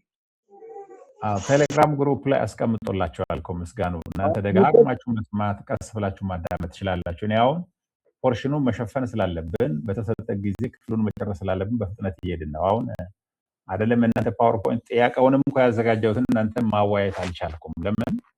ሁልጊዜ በክላስ ላይ የተወሰነ ጊዜ ነው የምንጠቀመው። እናንተ ደግሞ በግላችሁ ሰፋ አድርጋችሁ ማሰላሰል ትችላላችሁ። አንደኛ ሂንቱን ታገኛችሁ መጽሐፍ ቅዱስ ደጋግማችሁ ማንበብ። መጽሐፍ ቅዱስ ላይ አሁን መንፈስ ቅዱስ እንዴት ይልካል የሚለውን ካየን፣ እንደገና ደግሞ ከዚያ የማህበረሰቡ መስማማት መደገፍ የሚለውን ካየን፣ መንፈሳዊ ጦርነት ደግሞ በዚህ በወንጌል አገልግሎት ሜዳ ላይ የሚገጥመን እዚህ ክፍል ላይ ካየን፣ እነዚህ ነገሮች እናንተ ማስፋት ትችላላችሁ፣ በአገልግሎታችሁ መጠቀም ትችላላችሁ። ምዕራፍ 12 ላይ ያነሳናቸው ነገሮች ጠቅላላ አውትላይን አለ፣ ያነሳናቸው ነጥቦች አሉ። በውይይት ብዙ ነገር እንዳናይ ይከለክለናል፣ ጊዜው ይገድበናል። ስለዚህ ከዚህ አንጻር ነው አሁንም ምዕራፍ 14 ሊጨርስና ልሂድ። ምክንያቱም የሚሆነው ነገር ስለማይታወቅ ማለት ነው። በተለይ በዚህ አጋጣሚ ማሳስባቸው ነገር ምንድነው? ጸልዩ ለዚህ ክላስ። አሁን ባለፈው 2 ሳምንት እኔ በግሌም ስለተቸገርኩ ነው የቀረሁት። መንፈሳዊ ጦርነት በኮርስ ውስጥም እንዳለ ማወቅ አለባችሁ። ስለዚህ እንደዚህ ሆኖ በርቱ በግላችሁ። አሁን ልጨርስ ምዕራፍ 14ን በዚህ ውስጥ በዚህ ላይ የምንመለከተው ምዕራፍ 14 ላይ የሐዋርያት ሥራ ምዕራፍ 14 ላይ በመቃወምና በእድገት መካከል መንፈስ የታገዘ ተልእኮ ነው የምንመለከተው። የሐዋርያት ሥራ ምዕራፍ 14 አጠቃላይ እይታ ዋና ትኩረቱ የሐዋርያት ሥራ ምዕራፍ 14 ጳውሎስና የበርናባስን የመጀመሪያ ሚስዮናዊ ጉዞ ይቀጥላል። ይህም መንፈስ ቅዱስ ምስክርነትን እንዴት እንደሚያበረታታ፣ ስደትን እንዴት እንደሚያስችላቸውና የአጥቢያ አብያተ ክርስቲያናትን እንዴት እንደሚመሰርት ያሳያል። እንግዲህ አሁን እዚህ ጋር አስተውላችሁት ከሆነ ሲናገር በዚህ ክፍል ላይ የመጀመሪያ ሚስዮናዊ ጉዞ ነው። ይሄ የመጀመሪያ ሚስዮናዊ ጉዞ ሲሆን በዚህ ክፍል ላይ የምንመለከተው መንፈስ ቅዱስ ምስክርነትን እንዴት እንደሚያበረታታ የሚለው የመጀመሪያው ሐሳብ ነው። አስተውላችሁት ከሆነ ከዚያ በመቀጠል ስደትን እንዴት እንደሚያስችላቸው ደግሞ እንመለከታለን። ይሄ ሌላኛው ሐሳብ ነው። ከዚያ የአጥቢያ ቤተክርስቲያንን እንዴት እንደሚመሰርት መንፈስ ቅዱስ በዚህ ምስክርነት እንመለከታለን። እንግዲህ ይሄንን ሶስት ወሳኝ ነገሮችን በዚህ ክፍል ነው የምንመለከተው። እናንተ ማስታወሻ ስትይዙ ሁሉንም ዲቴይል መያዝ እንኳን ባትችሉ እነዚህ ነገሮችን መያዝ ትችላላችሁ ማለት ነው። ለምሳሌ እዚህኛው ላይ አሁን የምናየው ዋና ጭብጦችን ስንመለከት ቃሉን በድፍረት ማወጅ አለ፣ በምልክቶችና በድንቆች ማረጋገጥ አለ፣ ተቃውሞን መከራና ጽናት አለ። ተቃውሞ አለ፣ መከራ አለ፣ ጽናት አለ ደግሞ ከሚስዮናውያኑ በኩል ማለት ነው። የአሕዛብ መካተት አለ በዚህ ወንጌል ስብከት። መሪዎችን በማጠናከርና በመሾም ረገድ የመንፈስ ቅዱስ ሚና አለ። በዚህ ምዕራፍ 14 ላይ ይሄን ነው የምንመለከተው። ቁጥር 1 ላይ በኢቆንዮን የተደረገ ተልእኮ ነው፣ ደፋር አዋጅና የተለያዩ ምላሾች። ጳውሎስ እና በርናባስ በድፍረት የወንጌልን እውነት አውጀዋል። በዚህ በኢቆንዮን ማለት ነው። ጳውሎስ እና በርናባስ በተልእኮ ልማዳቸው መሰረት እንደገና በምኩራብ ጀመሩ። ውጤቱም በአይሁድና በአሕዛብ መካከል ከፍተኛ እምነት መገኘቱ ነበር። ማለት በወንጌል የሚያምኑ ምላሽ የሚሰጡ ብዙዎች በወንጌል አምነዋል። በተመሳሳይ ጊዜ ያላመኑ አይሁድ ተቃውሞን በማነሳሳት የሰዎችን አመለካከት ይመርዙ ነበር። እነዚህ ያላመኑ አይሁድ እዚህ ጋር አሁን በጣም የሚገርመው ነገር የተቃውሞ መንገድ አሁን ተቀይሯል። ቅድም ምዕራፍ 13 ላይ ያየነው ቀጥታ በጠንቋዩ ነበር። አሁን ደግሞ በሃይማኖተኞቹ በኩል ነበር ይሄ ተቃውሞ። ደግሞ ይሄ በጣም የሚገርም ነው። ምክንያቱም ተቃውሞ ሲፈልግ በአጋንንት በተሞሉ በጠንቋዮች በአስማተኞች በኩል ይመጣል። በሌላ በኩል ደግሞ በኢየሱስ ባላመኑ ግን የሃይማኖት ቅናት ባላቸው ሰዎች በኩል ይሆናል። ልክ ዛሬ ወንጌል በሚቃወሙ በተለያዩ ሃይማኖተኞች ሊከናወን እንደሚችል አይነት ማለት ነው። ግን በዚህ ጊዜ ግራ መጋባት የለብንም። መሆን ያለብን ምንድነው? በዚህ ጊዜ መጸለይ፣ በመንፈስ ቅዱስ መሞላት፣ መጽናት እንደሚያስፈልግ እዚህ እንገነዘባለን። የቃልና የመንፈስ ግንዛቤ እዚህ ጋር እነዚህ ሁለቱ ጸሐፊዎች የሚሉት ሉቃስ ወንጌል ውጤታማ ቢሆንም ሰዎችን የሚከፋፍል አድርጎ ያቀርበዋል። ወንጌል ውጤታማ ቢሆንም ሰዎችን ያው አይሁዶች በመቃወም ነው የተገለጡት። ወንጌል የግድ መከፋፈል ይፈጥራል። ይህ የሚሆነው በአቀራረብ ድክመት ሳይሆን ነባር ታማኝነትን ስለሚገዳደር ነው። አይሁዶች ለራሳቸው ነባር ሃይማኖት ያላቸው ነባር ታማኝነትን ወንጌል ስለሚገዳደር መቃወም ጀመሩ። አንዳንድ ጊዜ ባህል ሰዎች የለመዱትን ባህል፣ ወግ፣ ሃይማኖት ወንጌል ያንን የጸናውን እምነታቸውን፣ አካሄዳቸውን፣ ባህላቸውን፣ ወጋቸውን ስለሚገዳደር መቃወም ይጀምራሉ። ያም ለሰይጣን መሳሪያ ሊሆን ይችላል። መጽናት ይጠይቃል። በመንፈስ የተደገፈ ድፍረት ይጠይቃል። ተቃውሞ ቢኖርም ጳውሎስና በርናባስ በድፍረት የተናገሩ ረጅም ጊዜ ቆዩ። ጌታ በምልክቶችና በድንቆች የጸጋውን ቃል ያረጋግጥ ነበር። የቃልና የመንፈስ ትስስር እዚህ ጋም በደንብ ጎላ ብሎ ነው የምታየው። ቃሉ የጸጋ ምልክትና መንፈስ የሚያረጋግጥ ኃይል አብረው ይሰራሉ። ምልክቶች ስብከቱን አይተኩም፣ ይልቁንም ያጸኑታል፣ እንዲሁም ያጠናክሩታል ማለት ነው። መከፋፈልና መለየት አለ። እዚህ ጋር ደግሞ ቁጥር 7 ላይ ከተማዋ ተከፈለች። አንዳንዶቹ ከሚስዮናውያኑ ጋር ሲሆን፣ ሌሎቹ ደግሞ ከተቃዋሚዎች ጋር ሆኑ። ሊወግሯቸው ሴራ በተጠነሰሰ ጊዜ ጳውሎስና በርናባስ ወደ ልስጥራና ደርበን ሸሹ። ከዚህ የምናስተውለው ጠቃሚ ግንዛቤ ድፍረት ማለት ግዴለሽነት ማለት አይደለም። እዚህ ጋር የሚገርመው ነገር አስተውላችሁት ከሆነ በዚህ ክፍል ላይ እነዚህ በመንፈስ የተሞሉ ሰዎች ናቸው። ግን ሊወግሯቸው ሴራ በተጠነሰሰ ጊዜ ጳውሎስና በርናባስ ወደ ልስጥራና ወደ ደርበን ሸሹ ይላል። በመንፈስ የተሞላ ሰው ይሸሻል ወይ ብለን ማሰብ እንችላለን። ድንጋይም ቢሆን ቆሞ መጋፈጥ የለበትም ወይ ብለን ልንሰብክ ወይንም ልንፈተን እንችላለን። ግን እንደዛ አልሆነም። ሊወግሯቸው ሴራ በተጠነሰሰ ጊዜ ጳውሎስና በርናባስ ወደ ልስጥራና ደርበን ሸሹ ነው የሚለው። ይሄ ምንድነው የሚያሳየው? ከዚህ የምናስተውለው ድፍረት ማለት ግድ የለሽነት ማለት አይደለም። በራስ እጅ ሞት መጥራት ማለት አይደለም። ማምለጥ በሚችልበት ማምለጥ ነው። ምክንያቱም ይሄ ጳውሎስና በርናባስ የፈጠሩ ሳይሆን ጌታ ኢየሱስ ክርስቶስ እንኳን በማቴዎስ ወንጌል ምዕራፍ 10 ላይ በአንድ ከተማ ቢያሳዷችሁ ወደ ሌላ ከተማ ሽሹ፣ የሰው ልጅ እናንተ የኢየሩሳሌም ከተሞች እስክትጨርሱ ድረስ ይመለሳል ብሎ ተናገረው። ስለዚህ መሸሽ መንፈሳዊ ጥበብ ነው። ቆሞ መደብደብ፣ ቆሞ መሞት አይደለም። ምክንያቱም ጌታ ኢየሱስ ክርስቶስ ራሱ እንኳን ከራሱ ጊዜ ውጪ ዝም ብሎ ቆሞ አልተደበደበም። ሐላፍን ድፍረት ማለት ግዴለሽነት ማለት አይደለም። ለህይወታችን ግዴለሽ መሆን፣ ለጥሪያችን ግዴለሽ መሆን ማለት አይደለም። መሸሽ ባለብን እንሸሻለን። እሺ በመንፈስ መመራት መቼ መቆየትና መቼ መራቅ እንዳለብን ማወቅንም ያካትታል። ስለዚህ በመንፈስ መመራት ማለት ሁሌ ቆሞ መደብደብ አይደለም። መራቅ ካለብን መራቅ ነው። መንፈስ ቅዱስ ያንንም ያሳየናል ማለት ነው። ዮሐንስ ወንጌል 7 ላይ ራሱን ሊገልጥ የወደደ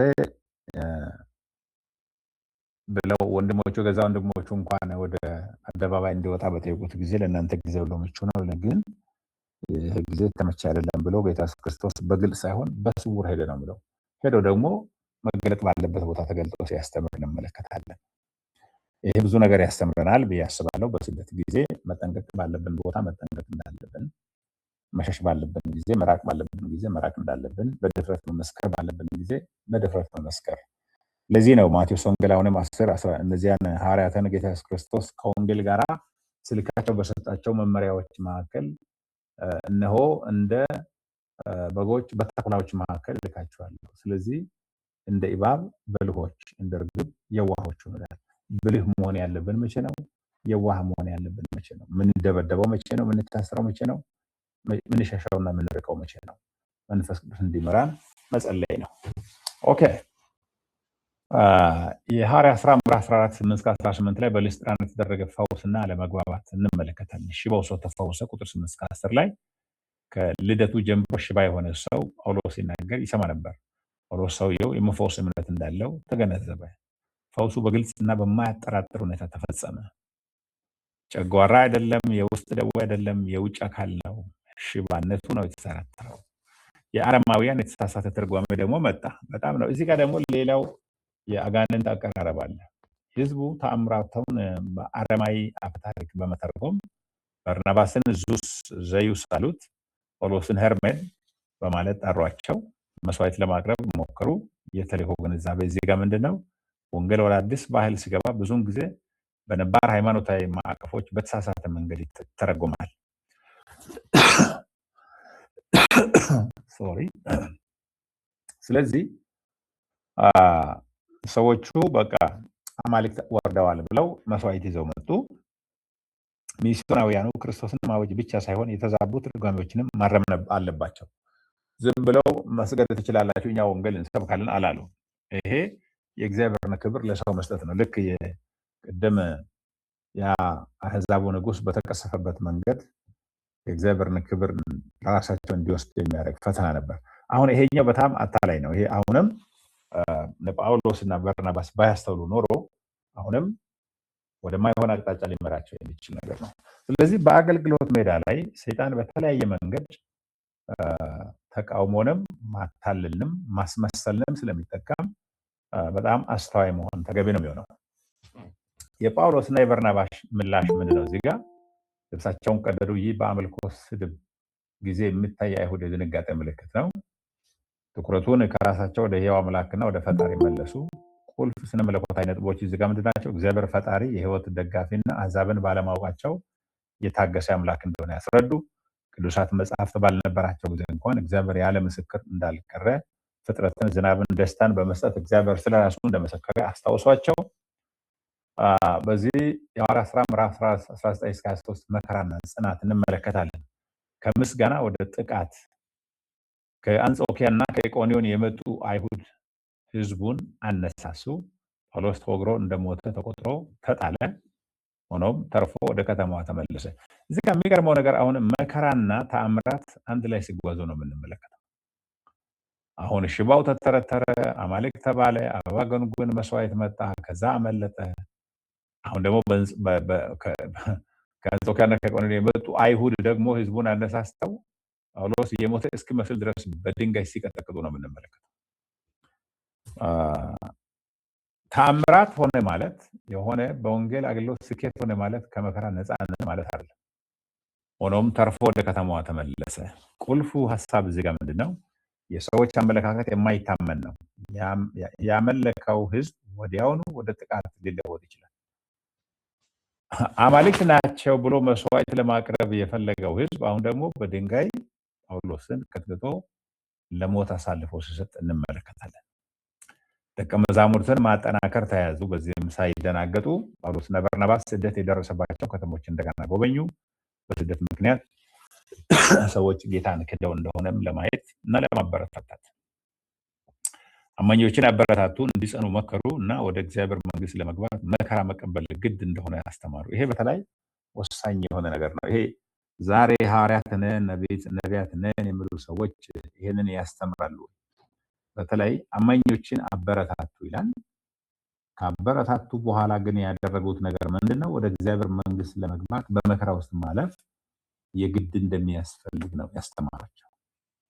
ይሄ በእኛ ዘመን አሁን ማናስተምረው እውነት ነው። ሰዎች ብዙም ጊዜ ይሄኛውን ከለር ያረኩትን ነገር እንድትመለከቱ ነው። አማኞችን አበረታቱ። ለምን? በስደት ምክንያት ወጥተው ሲሄዱ በዚያ አካባቢ ያሉ ሰዎች በስደት እምነታቸው ትጥቃቸው ተፈቶ እንደሆነ እምነታቸው ደክሞ እንደሆነ ለማየት፣ ለመጎብኘት፣ ለማጽናናት ነው። ከዚያ ምንድነው ያደረጉት? እንዲጸኑ መከሩ። በመከራ እንዲጸኑ መከሩ። ከዚያስ ወደ እግዚአብሔር መንግስት ለመግባት መከራ መቀበል ግድ እንደሆነ አስተማሩ። ይሄ ዛሬ በትምህርት ውስጥ በቤተክርስቲያን ውስጥ እየጠፋ አይነት ትምህርት ነው። ሰዎችን ሞት ሊደርሳቸው እንደሚችል፣ በትዳራቸው ችግር ሊደርሳቸው እንደሚችል፣ ሊራቡ እንደሚችሉ፣ በተለያየ መከራ ሊያልፉ እንደሚችሉ ከወዲሁ ካላስተማርን መከራ ሲደርስ ሰዎች ጸንተው ለመቆም ይከብዳቸዋል። ይሄ በጣም ወሳኝ የሆነ ትምህርት እንደሆነ መታወቅ አለበት። ሽማግሌዎችን በጸሎትና በጾም መሾም ነው። ከዚያ እንግዲህ በተለያየ ቦታ እነዚህ አይሁድ አክራሪዎች እያሳደዷቸው ነው። ሰዎች ከእምነት ሊሰናከሉ ይችላሉ። ግን እንዳይሰናከሉ መከራ በእነዚህ በአይሁድ ወገኖች መከራ መቀበል፣ አንዳንዶቹ ሊሞቱ ይችላሉ። በዚያ ያንን ጳውሎስ አንደርላይን አድርጎ ነው ያስተማረው ከበርናባስ ጋር። በየቤተ ክርስቲያናቱ ሽማግሌዎች ተሾሙ፣ አስተባባሪዎች፣ ስራውን የሚመሩ ቤተክርስቲያንን የሚመሩ አዲስ የወንጌል እንቅስቃሴን አቅጣጫ የሚያሳዩ መሪዎች ያስፈልጓቸዋል። ይህም የተደረገው በጸሎት በጾምና በጌታ ላይ በመታመን ነበር። ዝም ብሎ ብድግ አድርገው አንድ ተናጋሪ ምላሳሙን አልሾሙም። በጸሎትና በጾም በእግዚአብሔር ፊት ቆይተው መንፈስ ቅዱስ ያመለከተውን ሰው በመሾም ለስራው ኃላፊነት እንደሰጡ እንመለከታለን። መንፈስ ቅዱስ ሚስዮናውያንን መላክ ብቻ ሳይሆን ተልእኮውን እንዲቀጥል የአጥቢያ መሪዎችንም ያስነሳል ማለት ነው። እሺ፣ ከዚህ ወደ መጨረሻው ስንሄድ መመለስና ሪፖርት ማድረግ ነበረባቸው ደግሞ ጳውሎስና በርናባስ ወደ ላከችው ቤተክርስቲያን አንጾኪያ ተመለሱ። እግዚአብሔር ያደረገውንና ለአሕዛብ የእምነትን ደጅ እንዴት እንደከፈተ ተረኩ። እዚህ ጋር ማስተዋል የሚገባን ስነ መለኮታዊ ሀሳብ ምንድነው? የተልእኮ ስኬት ለእግዚአብሔር ተነሳሽነት እንጂ ለሰው ስኬት አይደለም። የውይይት ጥያቄዎች የሐዋርያት ሥራ 14 ዘመናዊውን የስኬታማ አገልግሎት አስተሳሰብ እንዴት ይገዳደራል? ብዙም ጊዜ ስኬታማ አገልግሎት አገለገልን ብለው ሰዎች የሚሉት እንዴት ነው? ለላኪ ቤተክርስቲያን ተጠሪነት ወይንም ደግሞ ሪፖርት ማቅረብን የማይፈልጉ ብቻቸውን የሚሰሩ ሰዎች እየበዙ ነው። ሰዎች በመከራም እንዲጸኑ የማስተማር የማበረታታት ነገር፣ መሪ የማፍራት ነገር፣ ደቀ መዝሙር የማፍራት ነገር፣ አጥቢያ ቤተክርስቲያንን የመትከል ነገር፣ ኃላፊነት የመስጠት ነገር የሌለበት የአገልግሎት ይዘት በእኛ ዘመን ይስተዋላል። ይሄ ስኬታማ አገልግሎት ይመስላል እንጂ ከአንድ ሰው ጋር የቆመ ነው። አንድ ሰው ሲሞት ወዲያው የሚፈርስ የሚበተን አይነት አገልግሎት ነው። ጳውሎስ ሁሉ ነገር በሱ ላይ እንዲንጠለጠል አልፈለገም። በጳውሎስ ተግባራት ውስጥ በድፍረትና በጥንቃቄ መካከል ምን አይነት ሚዛን እናያለን? ቅድም እንዳየ ነው ማለት ነው። ብዙ ጊዜ ድፍረት አለ፣ ግን ጠንቋዩንም የተጋፈጠበት በድንጋይ በሚያሳዱ በአይሁድ አክራሪ ሃይማኖተኞች መሀል ቆሞ መስከር አለ። ግን ደግሞ መሸሽ አለ፣ መራቅ አለ፣ መጠንቀቅ አለ። መንጋው እንዳይበተን የሚያስተምረው የትምህርት አይነት፣ የሚሾመው መሪ፣ እንደገና ደግሞ ደቀ መዛሙርትን ማፍራት፣ ከላኪው ቤተክርስቲያን ጋር ያለው ትስስር፣ እነዚህ ነገሮች ሁሉ ወሳኝ የሆነ አካሄድ ነው። የዛራ ቤተክርስቲያን በተልእኮ ውስጥ ቃልና መንፈስን እንዴት በተሻለ ሁኔታ ማጣመር ትችላለች? ሰዎች ልክ እንደ ፖለቲካ ድርጅት ቤተክርስቲያንን ሊመሩ ይችላሉ። በእምነት ሳይደገፉ፣ የእግዚአብሔር ድምፅ ሳይሰሙ፣ የመንፈስ ቅዱስን ሙላት ሳይጠባበቁ በተለምዶ መምራት ይቻላል፣ በተለምዶ ማገልገል ይቻላል እና ከዚህ አደጋም የመጠንቀቅን አስፈላጊነት እዚህ እንመለከታለን። ማጠቃለያው የሐዋርያት ሥራ 14 ተልእኮን በመንፈስ የታገዘ ዋጋ የሚያስከፍል ጽኑና የማህበረሰብ ተግባር አድርጎ ያቀርበዋል። ጳውሎስና በርናባስን እየላከ ያበረታታ፣ የፈወሰና የደገፈ ያው መንፈስ ዛሬም ቤተክርስቲያንን መምራቱን ማጠናከሩን ይቀጥላል። እንግዲህ ለሚቀጥለው ሳምንት ቤት ስራ ልስጣችሁ። ይህን መጻፍ ትችላላችሁ። በሐዋርያት ሥራ 12-14 ውስጥ የእግዚአብሔር ተልእኮ በጸሎት በመከራ በመንፈስ ቅዱስ መሪነት በሚደረግ መላክ ባህል ተሻጋሪ በሆነ ስብከትና በተቃውሞ መካከል ባለ ጽናት ወደፊት ይገሰግሳል። እነዚህ ምዕራፎች የእግዚአብሔርን ተልእኮ ዓላማና ዘዴዎች እንዴት ይገልጣሉ? እንዲሁም ዛሬ በምን ተጨባጭ መንገዶች የእርስዎን ህይወት ጥሪና የአገልግሎት ልምምድ ይፈታተናሉ እንዲሁም ይቀርጻሉ? ከ3 እስከ 4 ገጽ የሚሆን የጽሁፍ ስራ ታዘጋጃላችሁ። እዚሁ ተዋለው ትጽፋላችሁ። ወይም ደግሞ መጽሐፍ ካልሆነላችሁ ቴክስት ማድረግ ይችላል በዚያው በእናንተው፣ ወይም ደግሞ ምስጋና የሆነ ነገር ማድረግ ይችላል። ጥያቄ ያላችሁ? ወደ መጨረሻው ደርሰናል።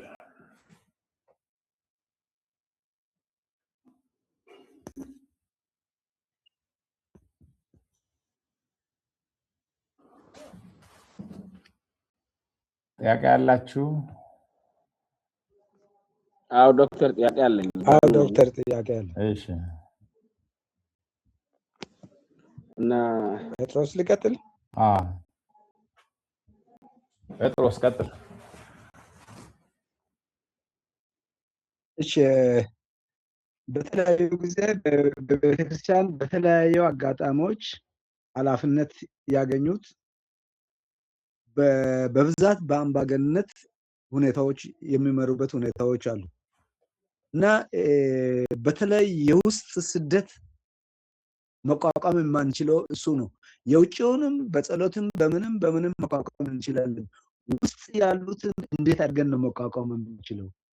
ቃሉን አስመስለው ድጋፍ አድርጎ ለማጥቃት የሚሞክሩ አሉ። ይህን በምን መልክ እናያለን? ብዙም ጊዜ ቸርች ላይ አጋጣሚዎቹ ስልጣን በተለያዩ እርከን ላይ የተቀመጡ ሰዎች ልክ ምንም ሆነ ወንጌላውያንን ሲያሳድዱ እናያለን። ተውት ብንል ስልጣን በእጃቸው ስለሆነ በቃ የሚወስዱት እርምጃዎች ሁሉ የማይመቹ ይሆናሉ። ይህን በምን መልክ እናያለን? ይህን ስደት እንዴት ነው መመለስ የምንችለው? ኦኬ፣ ጥሩ ጥያቄ ነው። የኔ አሁን ወደ 2-3 አይነት ሀሳብ አለ። አንደኛው ያው መጸለይ ነው። እግዚአብሔር እነዚያ ሰዎች ለቤተክርስቲያን የሚጠቅሙ ከሆነ እንዲለውጣቸው፣ እንዲያድሳቸው፣ ወደ ማስተዋል እንዲመልሳቸው መጸለይ መታገስ አንዱ ነው። ሁለተኛው የእግዚአብሔርን ቃል ማስተማር፣ በተለይ ስለ መሪነት በቤተክርስቲያን ውስጥ መሪነት ምን እንደሚመስል ከመጽሐፍ ቅዱስ አንጻር ጥልቅ የሆነ ትምህርት ስልጠና መኖር አለበት። የመሪዎችን ህይወት የሚቀርጽ ስልጠና ከሌለ የውጭውን አመራር ይዘው መጥተው ከነሱ ስልጣን ስር ያሉትን የማስጨነቅ ስራ እንደ ፖለቲካ መሪ ሊወስዱ ይችላሉ። በዛ እንዲወጡ ማስተማሪያው የእግዚአብሔርን ቃል ማወጅ ያስፈልጋል ቅድም እንደተባልነው። ሶስተኛው በዚያ ሁሉ ማይገታ ከሆነ ከባድ ነው። ግን ታምራት ዘማሪው ሲዘምር ምድር ሰፊ ናት ይላል። እንግዲህ ምድር ሰፊ ናት የሚለው ለኔ ብዙ መልእክት ነው። ሎጥ ወደዚያ አብርሃም ወደዚያ ይላል። ስለዚህ እንደዛም ሊሆን ይችላል አይታወቅም። ግን የመጀመሪያዎቹ 2 ሀሳቦች ወሳኝ ናቸው። ማለት መጸለይ፣ መታገስ፣ እግዚአብሔር ማስተዋል ሊሰጣቸው መጸለይ፣ መታገስ የመጀመሪያው እርምጃ ነው መሆን ያለበት። ሁለተኛው እርምጃ እግዚአብሔርን ቃል ስለ አመራር ጠለቅ ባለ መንገድ የማስተማር፣ እናንተ ባትችሉ እዛው ያላችሁ ባትችሉ ሌላ ሰው መጥቶ እንዲያስተምር እንዲያሰለጥን። ምክንያቱም ብዙ መሪዎች ይሾማሉ ወይ ይመረጣሉ በህዝብ እንጂ የስልጠና የትምህርት ጊዜ የላቸውም። ለውሳኔ ብቻ ለስብሰባ የሚመጡበት የውጭውን አመራር እያመጡ ቤተክርስቲያን ላይ አፕላይ የሚያደርጉበት ሁኔታ ስለሚታይ ስህተታቸውንም እንኳን ለማወቅ እድሉ የላቸውም እና ያንን መፍጠር ተገቢ ነው። በዚያ ሁሉ ማይፈታ ከሆነ አንዳንድ ጊዜ በአንዳንድ ቦታ ማይመች ነገር ልክ አሁን ወንጌልን በስደት ውስጥ እግዚአብሔር እንዳስፋፋው ለኛ ወደ ሌላ ቦታ የምንሄድበት ወደ ሌላ የምንሻገርበት ምክንያት ሊሆን ይችላል። እግዚአብሔር አንዳንድ ጊዜ በአንድ ቦታ ነገሮች እንዳይመቹ ሲያደርገን ሌላ ምናልባት አቅጣጫ እንድናይ እንድንመለከትም ምክንያት ሊያደርግ ይችላል። አሁን እግዚአብሔር ሉዓላዊ ነው ስንል ያው መከራን አያስወግድም፣ ግን መከራ ራሱ ይጠቀማል። እኛን ከዚያ ቦታ ሊያነሳ ሊጠቀም ይችላል። ሌላ ቦታ ሊያሻግረን እግዚአብሔር ያንን መከራ ሊጠቀም ይችላል። እንደዛም ሊሆን ስለሚችል እንደዛ ማየቱ ጥሩ ነው። ሌሎች ጥያቄ ያላችሁ? እጅ አንስቻለሁ ዶክተር። እሺ ቀጥል ብርሃኑ። ቅድም ትምህርት ላይ እንዳነሱት መንፈሳዊ መሪና በተለምዶ የሚመራ መሪ እንዴት ለይተን ማወቅ እንችላለን? ቸርች ላይ ጨርሻለሁ። መንፈሳዊ መሪ እንግዲህ በፍሬው ይታወቃል። መጀመሪያ መሪነት ብዙን ጊዜ አሁን ምርጫ ሲከናወን በነ ጳውሎስ ጊዜ እንግዲህ ፍሬ አይተው ጳውሎስ ጢሞቴዎስን ይልካል። እንደዚህ የሆኑትን መሾም ይላል። አሁኑ ጊዜ ደግሞ ያው ከዚያ ይልቅ እያንዳንዱ ቸርች የተለያየ መንገድ የሚከተለው የራሱ መንገድ አለው። ከዚህም የተነሳ አንዳንድ ህዝብ ይመርጠዋል። ብዙም ደቀ መዝሙርነቱ ለክርስቶስ መሰጠቱ ያልታወቀው ሰው መሪነት ላይ ይመጣል። ያ ከባድ ነው። ማስተማር ብዙ ጊዜ የመሪነትን ከእግዚአብሔር ቃል አንጻር ህዝቡን ማስተማር በጣም ወሳኝ ነገር ነው የሚሆነው። በግል እንደ ጳውሎስ ጢሞቴዎስን እንደላከ በኤፌሶን ላይ ጳውሎስ ለጢሞቴዎስ መመሪያ ሰጥ መንፈሳዊ መሪን በቃ ያስታውቃል። ቤተሰቡን እንዲህ የሚያደርግ እንዲሆነ ብሎ ህይወቱን ነው የሚያሳየው። ስለዚህ ህይወት መታየት አለበት ባይነኝ ከእግዚአብሔር ቃል አንጻር። ያ ደግሞ የማይታወቅ ከሆነ ከባድ ነው። በኋላ መሪነቱ ስጋዊ መሪነቱን እንዴት እናውቃለን? ያው በፍሬው ነው። የሚያተራምስ ከሆነ የሚገለብጥ ከሆነ ቀደም እንዳላችሁት የሚያሳድድ ከሆነ ስጋዊ ነው። መቼስ መንፈሳዊ ሆነ ያው ሲቀመስ ይታወቃል። ይሄ ነው። ግን ዞሮ መፍትሄው እያንዳንዱ ቸርች የራሱ ትራዲሽን ስላለው እንደዚህ ነው ለማለት አይቻልም። ጳውሎስ ግን ከሚወስደው እርምጃ የምናየው ጢሞቴዎስን ቲቶን ይልካል። መስፈርቶቹን ያስቀምጣል። ህይወት መስፈርት ማለት ነው። ከዚያ ይሾም ነው ብለው ከዚያ ደግሞ ያሰለጥናል። አሁንም ጳውሎስ ለጢሞቴዎስ ከሚጽፈው እንደገና በጢሞቴዎስ መልእክት ላይ እሱ ከሚያስቀምጠው የምናየው ያሰለጥናል፣ ያስተምራል። በጣም ጠንከር ያለ ነገር ያስተምራል። ለእውነተኛ መንፈሳዊ ህይወት ራስን አሰልጥን ይላል። ያለ ጢሞቴዎስ ነው። አገልግሎት ላይ ያለ ሰው ነው። መሪ ለእውነተኛ መንፈሳዊ ህይወት ራሱን እንዲያሰለጥን ማስተማር አለበት። የተቀበለው ኃላፊነት ትልቅ እንደሆነ መታወቅ አለበት።